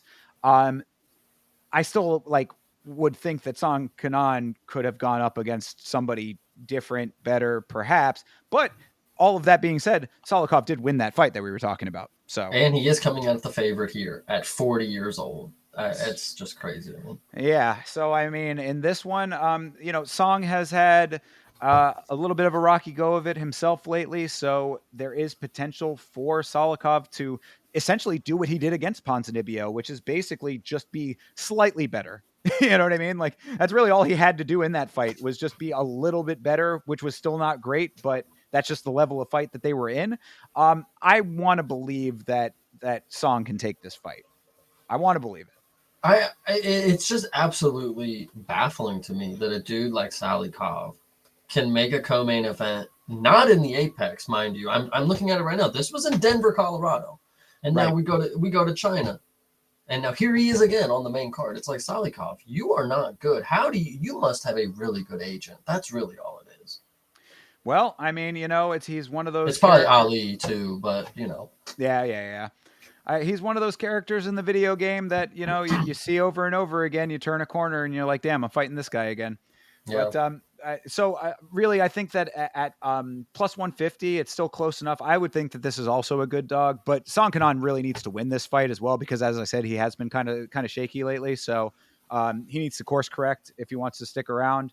This would be a really bad loss to take. And again, like the way that this fight is probably going to play out is not going to be like super high level technicality. So like, just go out there and be just a little bit better, please, for your own Just sake. be just a smidge better. Like, It's all you got to do. I mean, I would worry a little bit about the wrestling. That would be the only thing that I would think is going to be to his detriment. I think Salikov, if he's able to get him down, he's probably going to have a good amount of size on him. So, I mean, but they're saying that's 6 foot to 5'11". So I mean, maybe not, but I don't know if those numbers are exactly correct. Either way, heft on him, I think, is probably what's going to be the difference maker there. So keep it on the feet, Song, and please just be just that slight little bit better for your own sake. Next, all right, yeah, this more probably entertaining one. This could have been right up. That could have been one fight higher, or at least be the first fight of the main card. This fight right here. I think it's only purely because we're talking about Tong Wang. Tong. Yeah, Wang Tong versus Gabriela Fernandez. The only reason being is that she's so new to the organization. That's it. And she might smoke another girl. Like, I mean, you're at a point where it's like, once you see them smoked you smoke somebody in the debut, the next fight isn't going to be that high of a competition jump. It's like, we might see another. What did Brendan Fitzgerald say? 2 shots on a Saturday night is all you need, and Wang Tong is ready to drop them bombs again. Yeah, 2-shot Tong over here, man. I mean, I want to see it. She is the exact type of fighter that we need in women's MMA. Like, if she's able to do that, we got to see what her ground game is like. Like, that's going to be a big differentiator for sure. If she's able to hold her own in any respect on the ground, then, I mean, the power is there. Obviously, the technique looked really nice as well. For the shot that she landed, there wasn't enough fight to really give you the full-on impression, but you got to always remember, this is a chick who beat Valentina Shevchenko. I also want to note that I don't maybe understand these numbers that we're seeing on ESPN. What is the take or sub average? How does she average 7.32? What does that mean? What does that actually mean? Is that Uh, seven? Is that almost 7.5 subs a game that or a match that she's throwing up? Like, where is this? I would What are these guess that numbers here? I would suspect that that's subs accomplished over subs attempted. But how? I mean, what's her sub Yeah, count? that's what I'm saying. She's only Oh yeah, done. so She she only has she subs does have 2020. one. She's got two technically. Oh, Look at the two. Look at the top right. It shows it. oh, sorry, yeah, I didn't see Yeah, the. yeah. Got you. Okay. Um, well then, where's the So other? that Oh, so I guess maybe just not listed I here. mean, you go. Yeah, you go to see Oh, the all. right. My It'll. bad. No, Yeah. you're I got you're you. wrong one. Other one. Sorry. Yeah. No, you Trying got to it. navigate here. Okay, First so in one. her first one. So yeah. So I guess that's what I would think it is. Is that it's the amount of times she's attempted submissions versus how many she's actually accomplished. See, I mean, I guess it's a pretty high number compared to everybody else's I'm seeing. Maybe she's decent on the ground. Who knows? Perhaps. I mean, and look, and if she is, look, that's the only thing that's sticking out to me is something that we need to watch out for as a possible detriment to her. If she's got that element as well, then this is a true killer in the making right now. I mean, you're seeing the potential for a chick who could be raising herself very, very high up the rankings very, very quickly. You want to talk about hot shotting? This is how you make hot shotting happen. You don't have it handed to you. And she's charismatic. She's got Yes. she's got an interesting factor to her. Not that it's not the Joker thing that's interesting to me. It's just why didn't she choose Harley Quinn? Like, why'd you want to be the boy version? Like Harley Quinn's just as good, I guess, but why'd you want to be the Joker? I don't know. That's what's just interesting to me. It's like she obviously does her own thing. Like she's not coming out here dressed as something that we would obviously expect. She's dressing as a fucking male character, which is whatever. Like I mean, it's just interesting to say the least. Yeah, well, that element of it aside, I actually thought that speaking to her charismatic nature, when she did get on the microphone after the victory, she was talking that shit. She was saying, "Yo, why the hell am I opening up a card? I'm on the early prelims. Fuck this. You need to be shooting me up. You saw what I just fucking did. Like, she was laying it on there. I mean, the way that she was talking to the organization, and obviously they listened. So, look, again, this is an example of you making your own opportunities. She capitalizes on an extremely well placed and powerful shot that was a first round knockout, which is very rare for women's MMA. Um, that is exactly how you get yourself into the positions that she's hoping to accomplish here. So go out and do it again. She lays her out. We could be seeing a star in the making. 100%. I like it, and I am certainly going for her. I mean, even though that price tag is kind of ridiculous as a -1,000, but we know why. Yeah. All right. Volkan Oezdemir versus Carlos Ulberg. Like to see that Carlos Ulberg finally got rebooked after all of that fucking Jamal Hill shit. Yeah, God, the cursed fight that was. So nice to see Ulberg finally booked again, going up against Volkan Oezdemir, who people thought that Volkan was a little bit of a slouch, but man, did he get the job done in his last fight.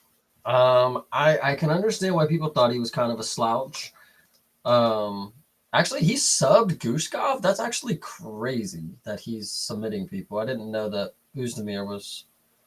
Yeah, I mean he's got a slight candy cane in there for a little bit, just a little bit of checkering. But I mean, when he wins pretty emphatically. Yeah, I mean, knocking out Johnny Walker at this point is like walking down the street. So it's whatever. But Ulberg is definitely an opponent on the feet that makes me question if Oezdemir is going to be able to get it done, because like he's kind of one of these heavy or not heavyweights. That was the point of it. He's kind of one of these light heavyweights that's pushing the boundaries to heavyweight. Like he has the skill set of a heavyweight, but he's just not heavy enough to be there. Like I when I watch him fight, he doesn't give me Alex. He doesn't give me Jamal Hill. He doesn't give me these type of dudes that are a little slender, a lot more quick. Like Oezdemir is more calculated and just like the type to just drop bombs rather than have like a volume set of striking. Yeah, honestly, I mean, I think that based on that point alone, like this is actually a really like what I would consider somewhat of an even fight. Again, these odds seem to be a little strange to me as well. I'm glad that you pointed that out early, because looking at these numbers, I mean, -270 for Carlos Ulberg. I mean, I would think that he is a little bit maybe like a little bit quicker. I would say he's probably moves a little bit faster, and his technicality is really nice on the feet. But like all of what we just talked about with Vulcan, it's like, I mean, I kind of put them both in the same sort of general category. So like it would seem to me to be a little bit closer than these odds are making it out. I would ultimately probably go with Vulcan. I know that that sounds kind of crazy based on the record, but like I think that he's the type of guy that can win this specific fight. Mhm. So I Yeah, don't I know. I mean, mean, maybe Alberg I'm is still completely off very base. new, but you hating on the Islanders. I don't know, man. Oh, That's never that, never that. Don't put that on me. But no, and it's not even that. I mean, like Olberg is he's newer, but I mean, he's yeah, been doing. no, Listen, look how long he's been doing it in the UFC, though. I actually that's actually something to note. Is like these aren't just run of the mill over different promotions. You know, he's been doing this in the UFC for a minute. it's true. That is a good point. I mean, and he is on like a crazy win streak as well. I do I just I don't know. This is the type of fight. Like this fight right here reminds me of what I thought that the Paul Craig Bo Nickel fight could have been. I thought that it was like, okay, well, you got this guy who's like a little bit of a hot shot. You see that the elements could sort of be there. Now, granted, I mean, Olberg is an actual full-on well-rounded mixed martial Yeah, artist, so it's circumstances are slightly different. But I thought if there was ever going to be a time where a vet could come in here and show that there are levels, this would be the one. I think that this might be why I'm thinking the way I'm thinking about this one. yeah, it could be interesting if Vulcan can sub Gushkov. I'm not saying that Ulberg and Gushkov have the same level of like ground defense or whatever, but I think that shows that like if he knows the striking is not in his favor, he will take it to the ground. And whether that means Ulberg can, have some success or not, it just means it's going to give a different look to the fight for the fight in general. If Uzdemir decides to take it to the ground, then we're looking at a lot of different questions if Ulberg is able to win. We know he can maybe win on the feet. That's more likely. But is he able to win if it gets to grappling? For sure. Winning is the key. Not doing well, winning. Right, exactly, and to that point, that would be the keys to success for Uzdemir would be to not engage in any kind of crazy firefights, especially not early in the fight. I mean, Yeah. if you think you're going to go out there and just stand directly in front of Carlos Olberg and not take a hellish amount of punishment for doing so, then you got another thing coming. Yeah, 100%. So, I mean, I think it's a slight long shot to be sure, but I'll ride with the dog on it. I'll ride with the dog and I'll take my lumps for it. Going on down the card here, a lot of regional fighters. I would say I don't know if I'm necessarily too familiar with a number of Oh, right these. here. The next one, Lonier. Oh well, yes, of course. Our buddy Lonier Kavanaugh. Shout out to the homie Am from the chat, a student of Lon as he calls him. And Yeah, so this one will be probably good, especially early up on the card. It'll be a very fun one to watch, I'm sure. sorry, it's 7. Yeah, you're fine. I don't know what's going on Um, there. My bad. Yeah, Um, I think this one will be fun. Coming off the Contender Series, he's a big favorite, and he's facing a Peruvian fella. Actually, fun to note. We just had one with James last week, so this one will be interesting. yeah, absolutely. I mean, and going back to his win on the Contender Series, good lord, did he? I mean, you talk about a knockout. This dude was. I mean, like I was at the time of watching it on the Contender Series, kind of worried that his opponent was going to need like serious medical attention. Like this dude was out and out for. I mean, a minute is like an understatement. He was probably out for close to 2. Yeah, He needed to be helped to the stool. I mean, it was like, now granted that could just be the conditioning of the chin of that person, of course, but it takes a heavy shot to do that to somebody, and Lonier Kavanaugh certainly was the one to do it. So I think what was important to note: one, these are flyweights. These dudes are going to go after it. Two is Lonier is one of these dudes that's going to stand with you and he's gonna feel you out. Once he realizes that you don't have what it takes to put him out, he knows he has that right hand ready to put you out, and he's able to do it, and he's able to bait you into a situation where he's gonna come out with a better advantage in that predicament. absolutely. So heavy favorite in this fight at a minus 370. I would say that favorite's probably going to pull through. And then, I mean, the only other real name that sticks out to me was Mahasharte is opening this one up against Nicholas Mata. I think that has the potential to be competitive. Um, this is one that Mahashate probably should get the victory on, and start off a good trend for the locals. Yeah, whoa, for 100%. Yeah. Yeah. So, yeah, I mean, looking at any of these other names, I was there any other one that stuck out to you, wanted to talk about? Because No, I think that was a bit, like you said, it's just a bunch of regional guys that we're hopefully going to learn names from.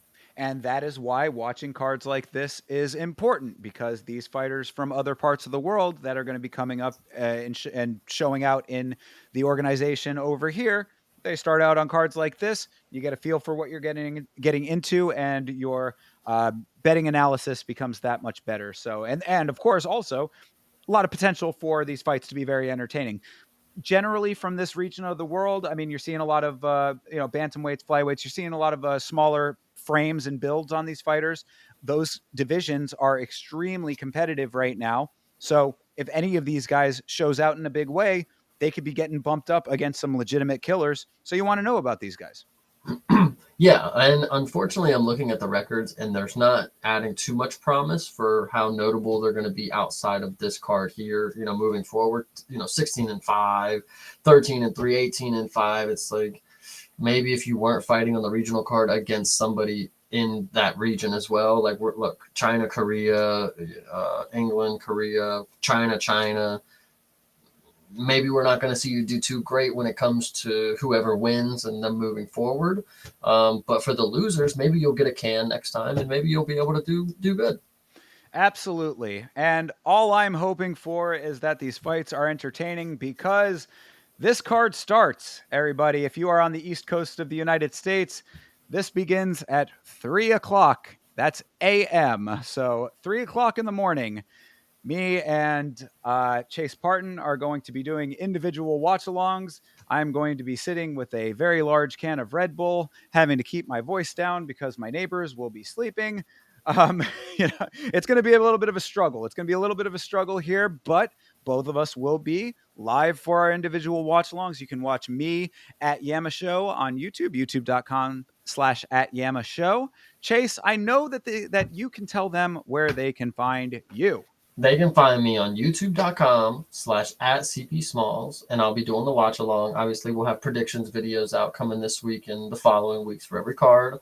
And then on Twitter, you can find me at Creative Parton, Partin, and it should be a good time whenever you catch me on there. There you go. Make sure you follow my boy.